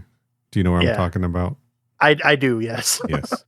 Where this is where it's her and it's Kinza and Janessa. Janessa also, I think, a pretty good character. Almost like you're almost not sure if which one of them is going to end up really being the final girl. Yeah. Right. Even though in a movie like this, it should be really obvious which one it is, and it turns out it was the obvious choice. Yeah, for sure. And they're going to the shuttle, and then she's like, wait, I think somebody might be alive down there. And we find out that it's going to be Sergeant Brodsky. So she's going to go rescue Sergeant Brodsky. But there's this... Which, for the record, earlier on, a few scenes ago, Brodsky... The movie was structured in order to let us think that he was dead. Sure. Because he's pressed up against a wall. Jason breaks his hand through the wall and pins Brodsky to it, and then stabs him with a big spike, and then stabs him again with his machete, and then just leaves him pinned there to the wall. Right. Yeah. And so now we cut to the scene... Brodsky had a nice line when that happened where he gets stabbed with a spike and he's like, it's going to take a little more than that. And then the machete stabs him. He's like, oh, that ought to do it. Right. Yeah, that ought to do it. Yeah. Good old Peter Mensa, man. That's why I love him. Yeah. But yeah, then we cut to the scene later on that Neil here is talking about. And she's looking down the hallway where he got stabbed, and she sees like the spike through the wall, and it's bloody, but there's no one on it. But she thinks she sees movement further on down the hallway. Yes. And that's when she's like, oh, I think there's someone down there. And then she shines a flashlight, and then that's when we see it's Brodsky. Yeah. So she's like, I gotta go see what's going on. You guys go to the shuttle, but she's got to get past this bloody spike. So she puts her back against the wall and she shimmies by the spike, opposite wall, right? So the spike is, her neck passes across the spike, and it's this moment of suspense where you're like, oh man, look how she's got to be so careful here so she doesn't cut her neck open on this thing. Or what if Jason is there? Is he going to push that spike through her? Is he going to grab her and push her head on the spike? What's going to happen to her, right? Yeah, this spike that she could have just crawled underneath. Yeah, because when I said that Jason stabbed him with the spike, he stabbed him like in the stomach, but through the back. So like kidney area right around there. And so it's like a good few feet off of the floor, and she Yeah, has to like shimmy by with the tip of the blade almost against her neck, and it's just like just crawl, like army crawl underneath it. What's the fucking just problem? just duck under it. She has a Yeah. 4-foot gun that she's carrying clears underneath it easily. Like Yeah. it's the dumbest. It's I've hated it since the first time I saw the movie. That scene is my least favorite scene in the movie. I think it is so stupid. I think it's insulting to the audience. I don't know what they thought they were doing with it.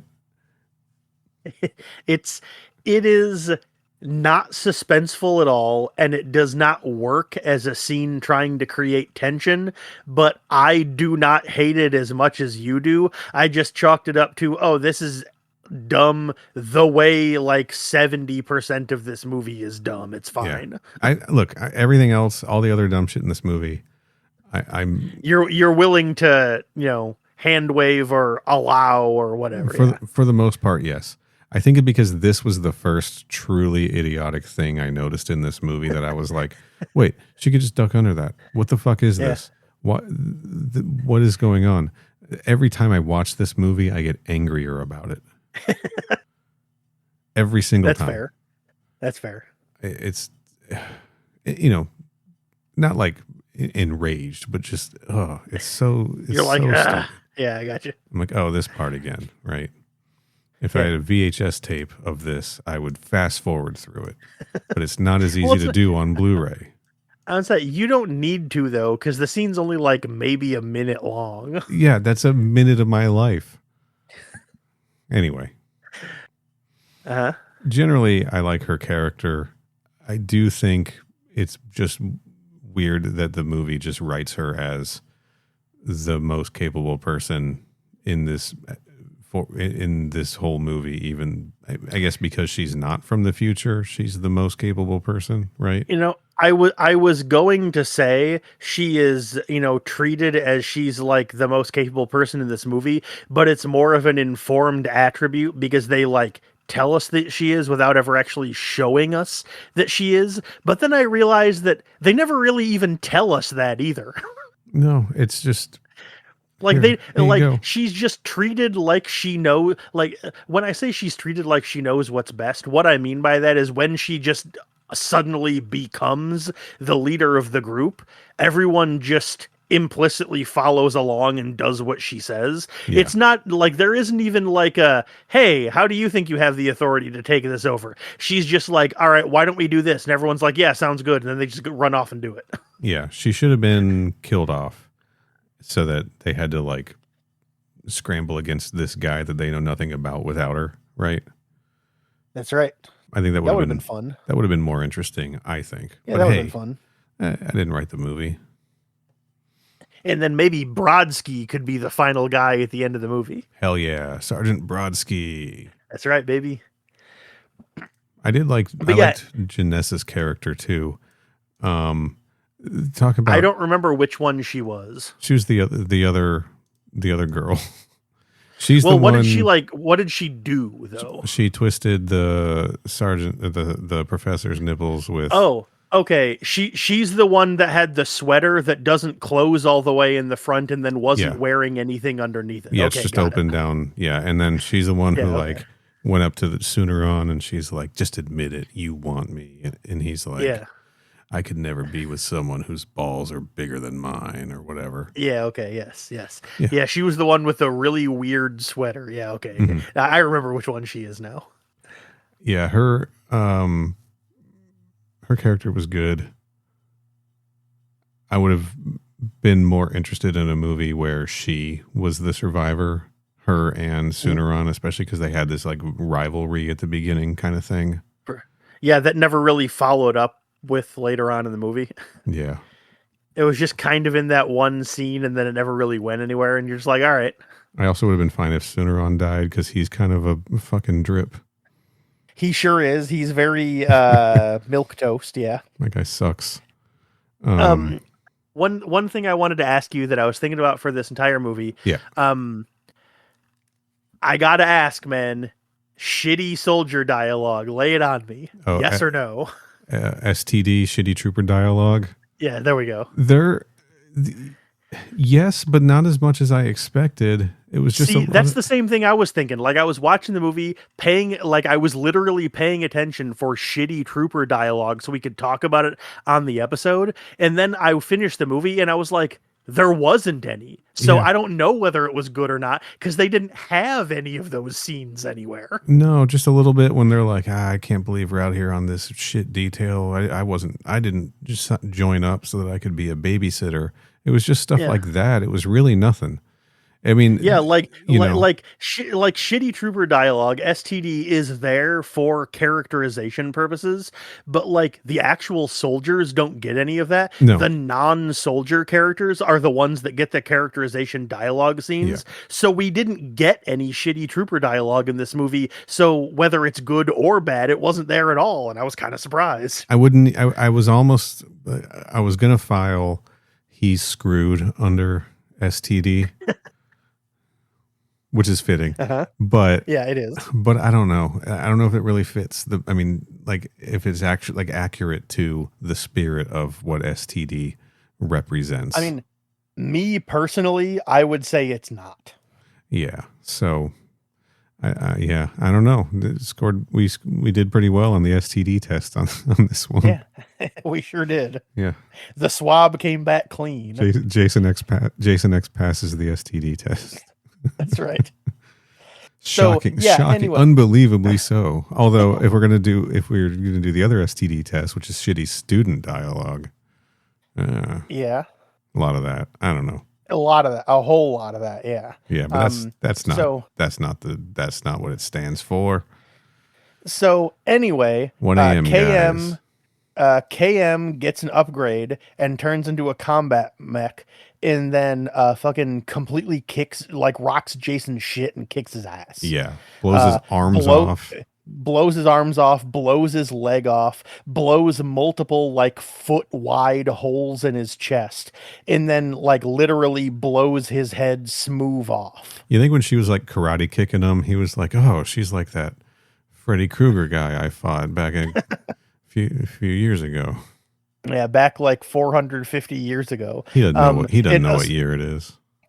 Speaking of karate kicking Jason, that scene, there was a scene earlier where one of the Marines, Jason gets the drop on him, and so he tries to do karate kicks to Jason. This is the guy. And then Jason, it's not. I don't think is that the guy? This is the guy who gets screwed. Okay, I thought it was the guy that got that landed on the big meat hook, but he tries to do a bunch of karate kicks to Jason, and Jason hits him literally one time, and then he gets impaled and dies. And I was like, why would somebody try to use karate against Jason? And then they do it again when KM gets up. Well, I was gonna say upgraded, but she doesn't get upgraded; she gets uploaded. I apologize. Yeah. In defense of our martial artist. Jason got the drop on him and swung at him, so he dodged out of the way and lost his weapon when he dodged out of the way. So all he had was his fists. Got it. Yeah. Sorry. Just speaking to that troop scene, a lot of good scenes of Jason stalking him and grabbing him out of the shadows and stuff like that. It's a fun scene to watch, but. It is, and related to that, there is another scene I really liked where the professor and the students and Rowan are holed up, locked up in this room, and Jason bangs on the door and caves it in a little, but isn't able to get in. And so they're like, and so they go over and investigate, and while they're investigating in the room, Jason just bursts through the big picture window on the opposite side of the room, and it didn't give me a jump scare, but I did go, oh, that's kind of cool. Yeah, that's when Janessa says to Rowan, she's like, why don't you just peek your head out there and see if he's still there, right? Yeah. Another one of those. Why don't you do the stupid horror movie things, right? Which this movie doesn't know if it's a satire or not, you know? Yeah, there's a lot of stuff like tongue in cheek, like commenting on tropes that, let's be real, the Friday the 13th franchise created a lot of the ones they're cracking on. Right. But like, it's also trying to actually be a Friday the 13th style slasher movie. And so you have a lot of people making goofy comments about these kinds of things. Yeah. And then later on in the movie, in a different scene, characters actually are doing those things. But if you want a good version of that, watch part 6, because that opens with Jason doing the James Bond like bullet walk, you know, the walk on. Right. Yeah. It is a full on. I mean, it is a real Friday the 13th movie, and it is very good, but it is a full on James Bond parody opening. I got a you. parody opening, and then a real sort of picking apart of the tropes of a Friday the 13th movie up to that point.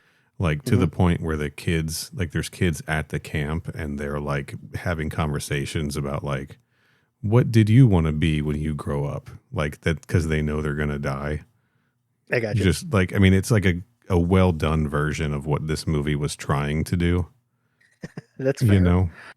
Well, I mean, they couldn't do that but good for this one because they already did that with 6, so they had to do it but bad this time around. Yeah, that's how that works. You can't do a good movie twice. You can only do a That's good right. movie once. Just look at the Hellraiser movies. Who would want there to be 2 good movies? I mean, come on. Yeah. Another example of this in this movie is right after Jason busts through that window and they all run out and evacuate, the professor gets left behind, and Jason sort of like slowly walks up, and the professor's trying to like bargain with him, right? Yeah. And like cut him in, you know? Oh, yeah. And then while he's talking, Jason just kind of stands there and stares at him for a minute. And then he reaches his hand up and starts reaching towards him. And the professor thinks he's going to grab him. And then Jason reaches past him and picks up his machete that was just sitting on the console. And the professor's like, whoo, wipes sweat off of his brow and then turns around and goes, don't worry, guys. He just wanted his machete. We're fine now. All right. Guys, it's okay. He just wanted his machete back. Yeah. And then the professor got killed. He sure did. He literally gets his head cut the fuck off. Yes. And then the head gets used. Because we see his severed head later. Gets used later to scare the captain, and that's what makes him crash into the Solaris. That's right. Everything tracks in this movie, honestly. Yeah. Very well thought out. All the pacing and plot. That's right. All right. Anyway, you were talking about Jason got blown to bits by KM.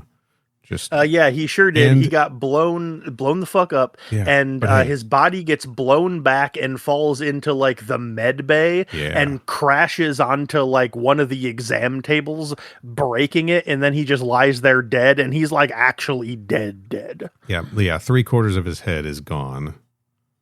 Yeah, he has like his chin and like one part of his like jaw and cheek, and everything else is literally blown off. Right. And so the survivors are now trying to, you know, put a distress signal out. They need to get rescued. They're not going to last much longer. Who cares? No, it doesn't matter. It doesn't matter how they're going to get rescued. Nobody cares. That's right. We're not going to talk about it in depth. I'm stating that right now. Okay. But what happens next? What happens next to our man Jason? What happens next is that the table he crashed onto just so happens to be the exam table that stitches back stuff back up with those nanobot ants. Mm-hmm. And so a wave of them comes out of the machine and starts trying to piece him together.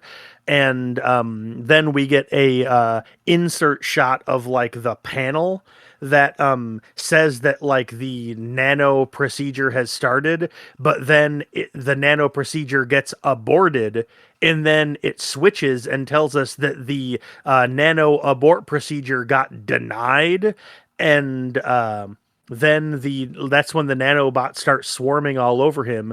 But then we find out that there isn't enough physical tissue left to be able to rebuild the body.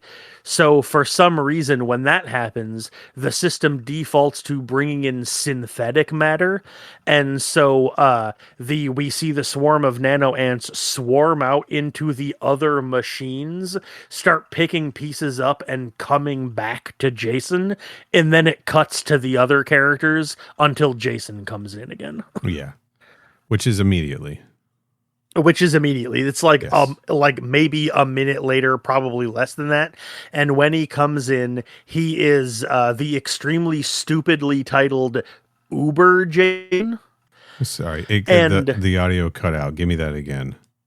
he is the extremely stupidly titled Uber Jason. Yes, I cannot believe that that's the name that he has now. They should have called him Jason X. Man. It should have been Jason X. That's like the upgrade, the cybernetic upgrade, he should have been called Jason X. It's so, I know. And like, I'll admit, full disclosure, I think the Uber Jason design is pretty cool other than the mask. I don't like the mask. I think the mask looks stupid, but I think the rest of him looks cool. He kind of has like the Batman Two-Face going on, where he's not actually split down the middle, but like one half is all black and the other half is all chrome, but it's split vertically rather than horizontally. And I kind of think that looks cool. All right, I'm gonna be real. I think that design is cool. I think the mask looks fucking stupid, though. The mask, I don't think even looked cool at the time. It didn't. I there is no way that even if I was watching that movie in 2001, I still would have went, that mask looks stupid. How iconic would this have been with his classic mask on, though? Like, I mean, here's the thing. I know this movie only has like an excuse plot and not like the like the story doesn't actually matter, but I will admit that while it would be cool if he had his normal mask, I don't think having his normal mask would have worked in the sense of, since he's getting rebuilt as a cyborg, I don't know that there's really a justification for them just the ants like putting the mask back on. Well, and I know that this movie has weaker justifications for other things that it does, but like if they're going to make the rest of his body look different, it makes sense to me that they gave him a different mask. I just think the specific design they went with looks shitty, you know? Yeah, I think that there could have been a way that like the part of his old mask that survived, they could have had more of his old mask survive, for starters, right? Yeah. Maybe it got blown off when his head got shot. Yeah, or just like half of his head got blown apart, right? Or whatever. It doesn't matter. There's a way. Maybe part of the mask survived and the nano ants like physically integrated it into his body, so it's like his face rather than something he's wearing, you know? Yeah, or when they could still stitch new stuff to his face to cover it, but have that part of the old mask like pressed into it. I think that would have been a cool look. I'm just spitballing here. I've never thought about this before this moment, but I'm thinking about it. I'm looking at the poster, which on the left you see the old mask, on the right you see the new Jason X mask with the knife, in the center here. And I was like, man, it would be kind of cool to have that combined, right? Yeah. That's all. Yeah, it's just like, Uber Jason is a stupid fucking name, and the mask looks awful, but I think the rest of him looks cool. I think that character design is neat overall, although there are parts of it I would change. But he turns into Uber Jason, and for the record, folks, we are like, I think the movie has like 11 or 12 minutes of runtime left, which means we're like less than 10 minutes away from the end of the movie. This is not the climax of the movie. This is the climax of the climax, because the climax of the movie starts when he gets killed. And then like a few minutes later is when Uber Jason shows up. So this is like less than 10 minutes before the movie ends, just for the record. Just so you can imagine it in your mind. I remember people complaining at the time that I can't believe we only got new cool looking Jason for like 10 minutes at the end of the movie. I'm so glad that the whole movie wasn't this. Like, I know the trailer like really pressed like evil gets an upgrade, right? Showed a lot of Jason X. Yeah, to the point where that is literally the tagline of the movie on the poster. Right. Also, he does not get an upgrade. He gets an upload. Come on, get it right. Sure. Well, they knew they fucked it up in the movie. Again, he gave his robot an upload, if you know what I mean. I do, yes. I do know that. I don't think you do. Okay, then explain it to me explicitly. No, somebody in the YouTube comments will. Fair enough. Anyway. But yeah, they showed a lot of... you know what? Fuck it. I'm not calling him Uber Jason. I'm calling him Jason X. We're calling him Jason X. They showed a lot. Yeah, like his upgraded version. It's Jason X now. I don't give a fuck if his official name is Uber Jason. That's stupid. I'm calling him Jason X. Jason X truthers. That's right. They showed a bunch of Jason X in the trailers. You were saying, go on. I'm just glad that the whole movie wasn't this. That's all.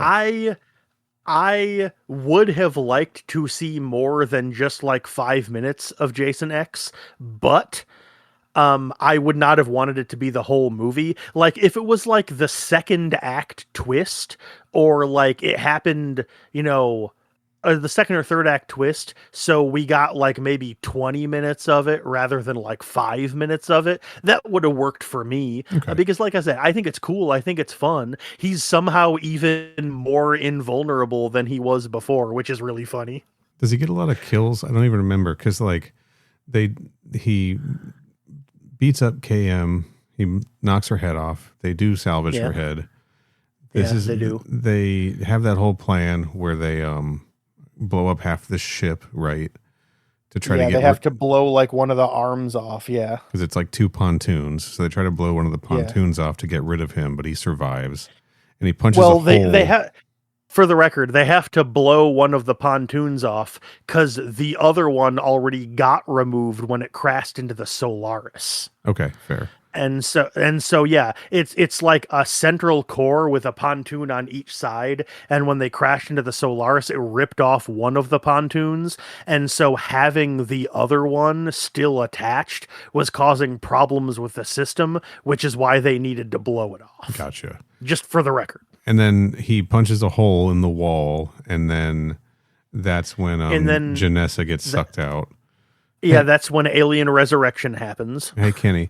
If you were about to get sucked out of a hole into the vacuum of space through a floor grate that has now been attached to the wall, so you're going to get diced up on your way out, would your dying words be, "This sucks on so many levels"? No, it would not. Okay. It would probably be like, or something like that. Oh no, maybe. Just another cheap quote unquote joke. It was, and I did see how Roger Ebert's review of this movie started off with that quote, and he's like, "You got it, buddy. You know it." Yeah. No more because words I believe he gave it 0.5 star out of 4, if I recall. That sounds about right. Yeah. Notorious hater of this franchise, one of those two. I forget which one. Notorious, to be fair, notorious hater of this genre generally. He did not tend to like horror movies very much. But anyway, that's not the point. And then Jason she X gets sucked through the vacuum hole. Jason X doesn't kill any real people. I believe Janessa and what was the guy's name? Like Wayfinder or whatever. Janessa gets sucked through the vacuum of space. So that's a kill by association, because he also comes back into the ship that way. Well, more the point I'm trying to make is, spoiler alert, KM's head and Sunaran and Rowan are the 3 survivors. Right. And the 3 of them are there, and then the other 3 people that are still alive at this point in the movie is Brodsky, Janessa, and like I said, the other black guy whose name I don't remember. That's Wayfinder. Yeah. Yeah, whatever his name is. Right. And like, so he only can kill a maximum of 3 people because the other 3 people are surviving to the end of the movie. Janessa gets sucked out of a hole. Look. Wayfinder, I don't think actually gets killed by Jason. Sorry. He dies in the explosion. It's Waylander, pardon me. Waylander. Okay, yeah, Waylander. Waylander doesn't get killed by Jason because he activates the explosives. Right. And dies in the explosion. And then Brodsky doesn't get killed by Jason either, which means that you are correct. Jason X doesn't actually kill anyone. The only kill he has is when Suneron turns on the Crystal Lake simulation to try to distract him to buy them more time to set the explosives. No, and it's when they're trying to get onto the escape ship that's coming to rescue them. Yeah. Sorry, yes, I apologize. And he turns on this simulation that makes it look like the previous virtual reality deck look like Crystal Lake, and we hear the ki ma ma ma. Yeah. Right. And I'd like to interject with a quick question. Yeah. When this popped up, when the Crystal Lake simulation showed up, did you go, yeah, that's what Crystal Lake looks like? Or did you just go, okay, that's just like a cabin in a lake? I knew what they were doing because Crystal Lake does not look consistent in any of the movies. That's basically what I was asking. Like, is there a specific look to Crystal that this was aping? And the answer to that question is no. So yes, it did just look generically like a cabin by the lake. And since it's Friday the 13th, we have to go, oh, okay, that's Crystal Lake. Yeah. The audience makes the association. Okay. Also, this scene happens 6 minutes before the movie ends. Also, it's such a cool idea. I wish they had done more with this. I like the way it looked. I like the way you could see like the girders and things kind of sticking out because it is just a hologram projected in this room. I think it's a cool way to sort of try to bring Crystal Lake, like classic Friday the 13th, into this movie. Yeah, and they tried to do it earlier by having him in the intro locked up in the Crystal Lake research facility. Right. But then they actually had him put in fake Crystal Lake later on, which good. Yeah. Anyway, so they're doing the simulation. He starts to not fall for it. So then Suneron adds some data from Crystal Lake 1980 to drop 2 women campers in, some young women campers in, who are in their underwear and they're giggling, and then they're like, "Hey, do you want to drink some beer or smoke some pot or maybe have premarital sex? We love premarital sex." And then they take their tops off and get in their sleeping bags, right? Yep, they sure do. Cut away for a minute to what the goings-ons. And then when it cuts back is another genuine laugh that I made while I was watching the movie. Cut back, and Jason is beating one of them in their sleeping bag with the other one in their sleeping bag. Inside, yeah. It's so fucking funny. Whack, whack, whack. And then he smashes the one of them against a tree and then just drops them. Yes. So Kenny, you... That was so funny to me, dude. As a young teenager, thought that this was hilarious and insane and the funniest kill and incredibly just, you got to see this. It's crazy. And then I saw Friday the 13th Part 7, which this kill is a reference to, where he grabs one person in a sleeping bag and smashes them against a tree to kill them. Gotcha. Yeah. Okay. That's fair. So interesting trivia about that Part 7 kill. Originally, he grabbed them and banged them against the tree several times, but the MPAA forced them to cut it down to just one. All right, that's fair. Yeah. I mean, one seems like it would work better in the sense of if he kills them after one hit, he clearly hit them so hard that he didn't need more than one. Yeah. Very effective in the movie with just one, honestly. I will say though, knowing that that is an explicit reference to a previous movie in the series makes like legitimately lessens my enjoyment of it happening in this movie. Yeah. Because like I'm like, you already fucking did this, bro. And since it's just a hologram and it's not real anyway, it doesn't even count as a kill this time around. Yeah, and this is the only Jason X kill. Yeah, and they're not even real people. They're hard light projections. Two hologram babes. Yeah. And that's it. That's it. Yeah. But it sets up the idea of like so that tree is real. Like not real, but like that tree has mass to it. You could bang things against it. Yeah. This could have been in a higher budget movie. This could have been like a cool third act for the movie to play out in like this simulated Crystal Lake, right? For sure. I don't know how well executed it could have been ultimately, but this is like just that moment when he's like suddenly walks into the simulator, the simulation like builds around him and suddenly it's like old Crystal Lake. I'm like, that's pretty fucking cool. Probably my favorite just little bit in the movie. Because I'm a fucking nerd, guys. That's fair. Yeah. I'm a Friday the 13th nerd. Anyway. But yeah, like I said, that happens like 5 minutes before the movie ends. And then it buys them just enough time for the rescue ship to be able to get there. And then he stomps through the hologram into like the control room they're in. And so Tsuneron and Rowan have to run because he's like there, but they accidentally leave behind KM's head. Right. It was so stupid. It was so obviously leave her head behind and just so that she has to run back and get it. Yeah, I mean, that is the only, like, narratively, the only reason they forget it is so that she has to run back and get it later.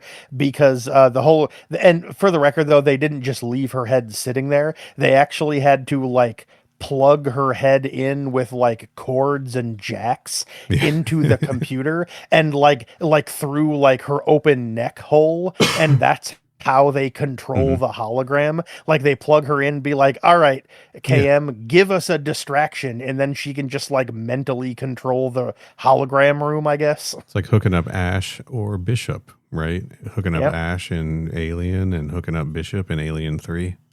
That's right. Yeah, another reference for you nerds out there. So basically, though, they try to get to the door, and the door won't open. And like the rescue ship is there and has like the rescue tunnel attached, but the door won't open because some like the engine ship door, pieces on the ship door won't open because the other door won't close, I think. So Brodsky decides that he is going to put on an EVA suit. Oh, yeah. I'm sorry. I'm thinking of the wrong part. Yeah, he had to go outside and reroute power. You're right. Yeah, Brodsky puts on an EVA suit and goes to do a spacewalk to fix the door so that they can open it and travel down the tunnel, travel down the chute and get to the rescue ship. And he fixes the door, and seemingly that movie is edited to make us think that he's not able to get back in time. And they run in just as Jason shows up, and then Brodsky appears in his EVA suit, and the two of them do like the anime thing where they're about to start attacking each other just as it cuts away, and the ship flies off without Brodsky. And so we're like, oh no. As the Grendel explodes. Right. Yes. And then, my God, he's coming this way. Yeah, weirdly, hilariously, when the Grendel explodes, it blows Jason clear of the blast and is sending him through space directly to the rescue ship, and is about to crash into it when somehow Brodsky comes from the left. I don't know how he got over there because he was with Jason, but somehow he's over on the left and he flies in and grabs Jason and knocks him out of the way. And so the rescue ship is able to get away, but Brodsky is like pinned to Jason X. Yeah. And the two of them start sailing towards Earth 2. And long story short, both of them end up burning up in the atmosphere. So sincere RIP to Brodsky, I am saluting. Yes. We can't even, Jason doesn't even take credit for this because Brodsky grabbed him and was holding him from the back, forcing him, holding him in place to make sure he burned up. Yeah, that's right. Yes. Yeah. Jason X has 0 kills in this movie. He literally, which is another reason why I said earlier, it shouldn't have been the last 10 minutes of the movie. It should have been the last 25 minutes of the movie. Yeah. Fucking, even the alien queen got to rip Bishop in half, right? Yeah. Whatever. She sure did. So like I said, R.I.P. to Brodsky. He burns up in the atmosphere, and then we smash cut to a scene on Earth 2 where 2 Earth 2 teens are making out under the stars, and they see a shooting star, and one of them says, "Oh, look, let's make a wish." And would you believe it? Their wish is to kiss each other. Hey-o. And then one of them points out that the shooting star landed in the nearby lake, and they should go check it out. And then we cut to the inside of the lake, and Jason X's burnt up stupid mask sinks down into the sand at the bottom of the lake while the classic Jason music plays in the background. Yeah, man. And then it cuts to the credits, and an extremely bad and stupid song plays over the end credits. It was terrible music, right? That wasn't. And it's funny too, that the music over the end credits was so bad that it made me go, "Oh wow, all the music in this movie is actually terrible." I'm going to disagree with you there for some of it. Harry Manfredini did the score, and he composed a lot of the Friday the 13th music. All right, and not just Friday the 13th, but a lot of music. I like the score parts, but this ain't the best work, obviously. Yeah, I mean, a big part of the reason that end credit song sucks ass. Yeah, it does. A big part of the reason why I'm like, oh yeah, the score and the rest of this movie actually sucks too, is because I'm not someone that ever notices the score of a movie. Like I recently watched Frankenstein, like the Del Toro one. Bro, go on. No. What's up? It's not about that. Okay. Keep going. Okay.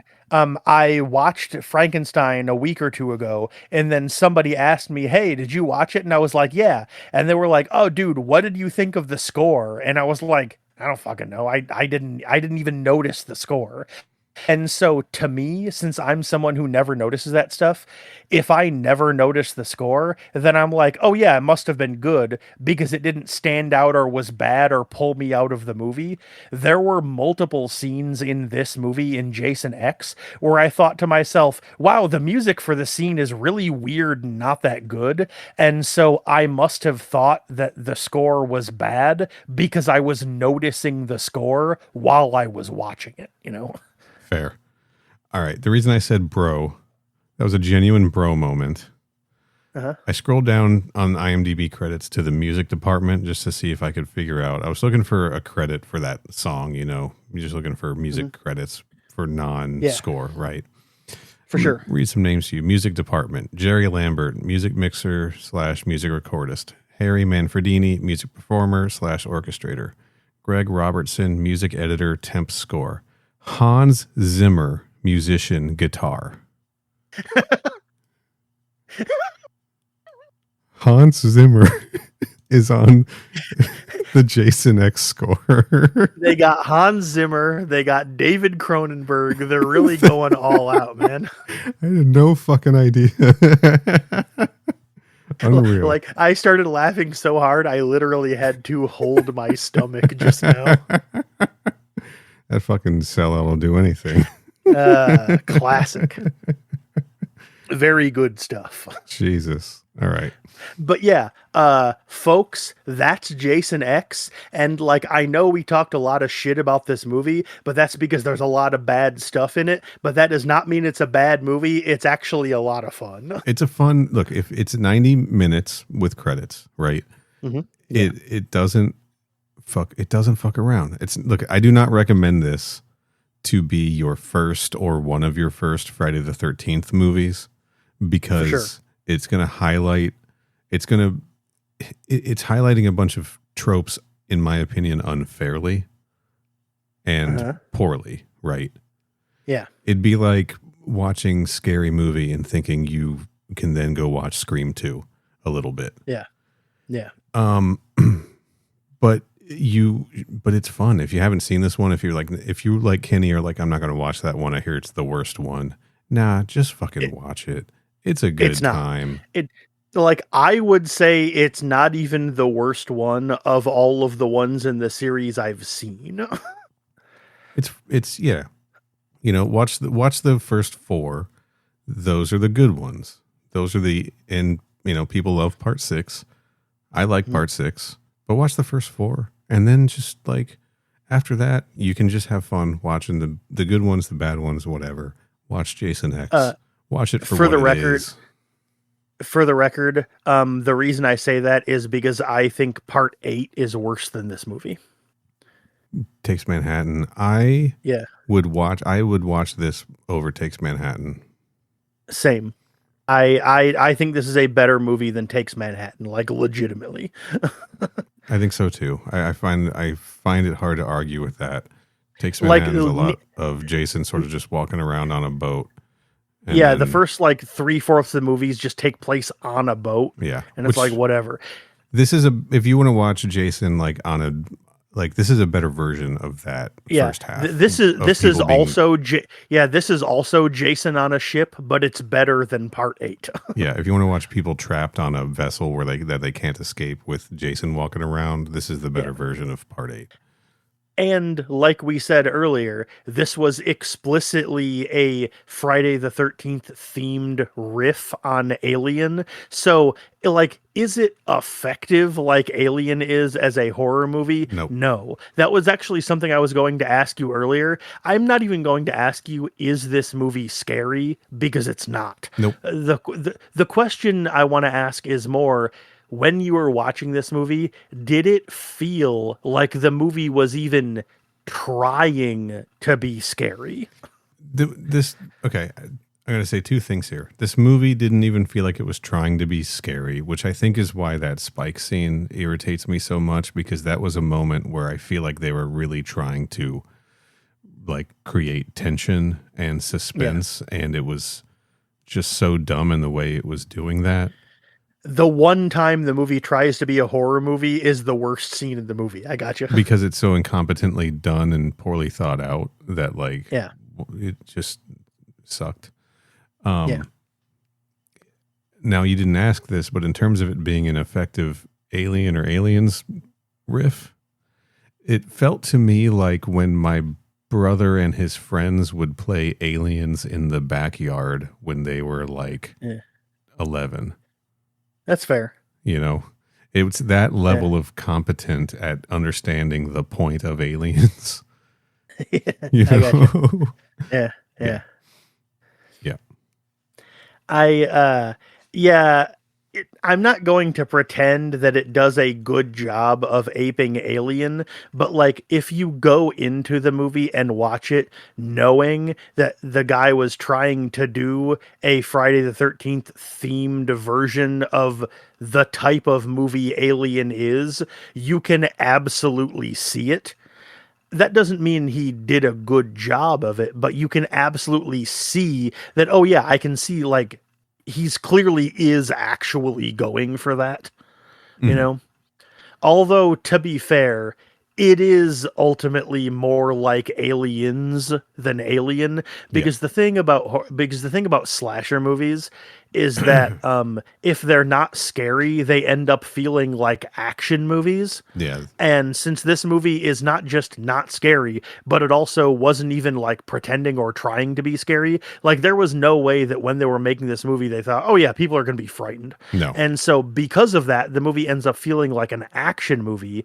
In other words, it ends up feeling like Aliens stylistically definitely not in like, talent or ability, but like thematically, the style of it resembles Aliens more than it resembles Alien, Yeah. even though there's only one of them, like there is in the first one.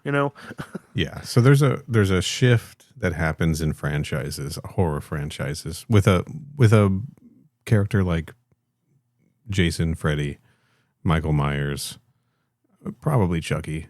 I'm not a big Mhm. Child's Play guy. Not a big Chucky fan. I've seen. Mhm. It doesn't matter. I've seen a bunch of them. All right, yeah, Where the the franchise starts and the bad guy is scary, right? And you're supposed to yeah, be afraid of him, but then the bad guy becomes the reason tickets are selling, and the bad guy sort of becomes the main attraction. And as a result of that, people start showing up to the movies to watch Jason kill people as opposed to watch people survive this perilous situation against Jason. yeah. He So becomes the main character instead of the monster. That is, exactly. as you said earlier, but like I would say the most, even more pronounced than Friday the 13th. That's what happens to Nightmare on Elm Street. And that absolutely happens to the Nightmare on Elm Street movies. As a result of that, in these franchises, the characters become people you want to see get killed as opposed to people you want to see survive over time, right? Yeah, for sure. So that means they have to become kind of hateful or despicable or detestable in some way or just frustrating and annoying or whatever. Or at the very least, not characterized so that they feel disposable in Right. the movie. Or they Yeah, become NPCs. And yeah, then so then there's just nothing to be scared of in the movie because there aren't really any characters that you care about or relate to or any reason that you want any of these people to survive, and you're rooting for all of them to die, and then hmm, all suspense and horror and goes out the window. And the for sure. one thing I think, just to touch on Alien briefly, the thing I think that it does really well to this day is that it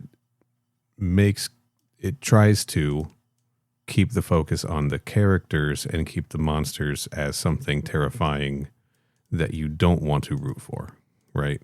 For sure. Yeah. Yeah. Whereas this movie, Rowan is definitely the main character. However, Jason is definitely the main character. Exactly. Yeah. Yeah. Anyway, But yeah, that being said, like I said, this movie is good and it's fun and I had a good time and I was hooting and hollering. And there are two good kills, the nitrogen kill and the Cronenberg kill in the first 30 minutes. And like the other kills in the movie aren't as good, and like the nitrogen one's definitely the standout. But like again, just like most slasher movies, every few minutes somebody gets killed. So you're hmm like, okay, okay. It's paced well in that sense. Every time the movie starts to drag or characters start talking too much, Jason shows up and fucking kills someone. yep. And the montage in the middle of the movie, where for like 10 minutes straight, he's just killing every soldier one by one, that is really fun. And I really honestly did like it a lot. Yes. Yeah, it's really fun to watch. Like, I mean, this movie has a whole lot of individual things that I genuinely did really like. It's not like good, but I mean, like I said earlier, if you like the movie, Hey, then that means it's yeah. good. So the movie is good. Yeah, yeah. So I guess I We're, suppose when I say it's not like good, it's not like technically competent or well made from an objective standpoint, but it does what it wanted to do, and I get the type of enjoyment out of it that they wanted me to get out of it. yes. I don't It's not one of those movies where I'm having a good time because I'm laughing at it. I'm having a good time because the movie does stuff that I am enjoying. Absolutely. Yeah. I'm with you there. And this week I like this movie. Hell yeah. Yeah, for the record, last time I watched it, the first time I watched it, I liked it then too. So I am currently 2 for 2 on this movie. Both times I've watched it, I have enjoyed it. I am probably 60-40 liking the movie, honestly. Damn, you've watched it 100 times. Shit. All right. That's honestly, I don't know how many. I wouldn't be surprised.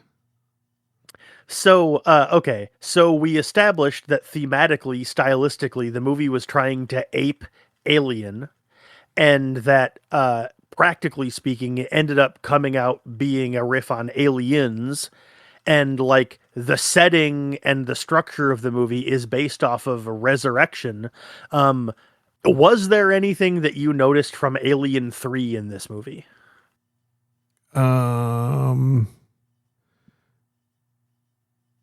Android head. You know what? I'll accept it. Bishop was mostly just an android head in that. Yeah, that's fair. Okay. What else? There were hallways. Okay. Okay. Earth at the beginning looked kind of like Fury. Fury 161. Yeah. Yeah. Okay. It was all burnt and orangey. And Alien 3 starts off the same way as Aliens in that she is in stasis and then wakes up, and that is pretty much what happens to Rowan. It's cryostasis, but still. So since it's an Aliens ref, it's also an Alien 3 ref. Sure, fuck it. Why not? Yeah, why not? Who cares? What else? Yeah, I mean, yeah, like I said, other 3 movies, there's a whole bunch of references to it on purpose or otherwise in this movie. They didn't really pull anything from Alien 3, but it's fine. This motherfucker was doing Alien 3 erasure. Like so many people do, where they're like many people do, including me for a long time, skipping that movie. Yeah, well, here's the thing. Alien 3 is good. Since they made references to the other 3 movies, they should have put some Alien 3 shit in this movie. That's right. Director's cut time. Remember, that's right. Special edition time. Give it to George Lucas. That's right. But yeah, remember, folks, this movie came out in 2001, which means Alien, Aliens, Alien 3, and Alien Resurrection were the only Alien movies that existed yet. AVP doesn't even come out for another 3 years. So, what a time. Yeah.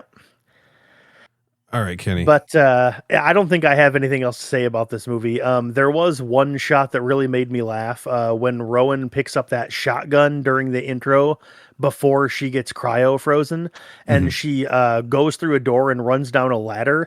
And you would think, because a normal person would, when chasing her, they would walk through the doorway and then turn and walk down the ladder, or walk down the steps. But no, not Jason. He does not walk through the doorway and then turn and walk down the steps. He steps sideways through the door. So he's already facing the direction he literally strafes through the doorway. And I laughed out loud because it looked so fucking funny, dude. It's like, they had the wall there to block Kane, and he was standing right there on the door, and they're like, all right, action, Kane steps sideways through the door, and then he just does.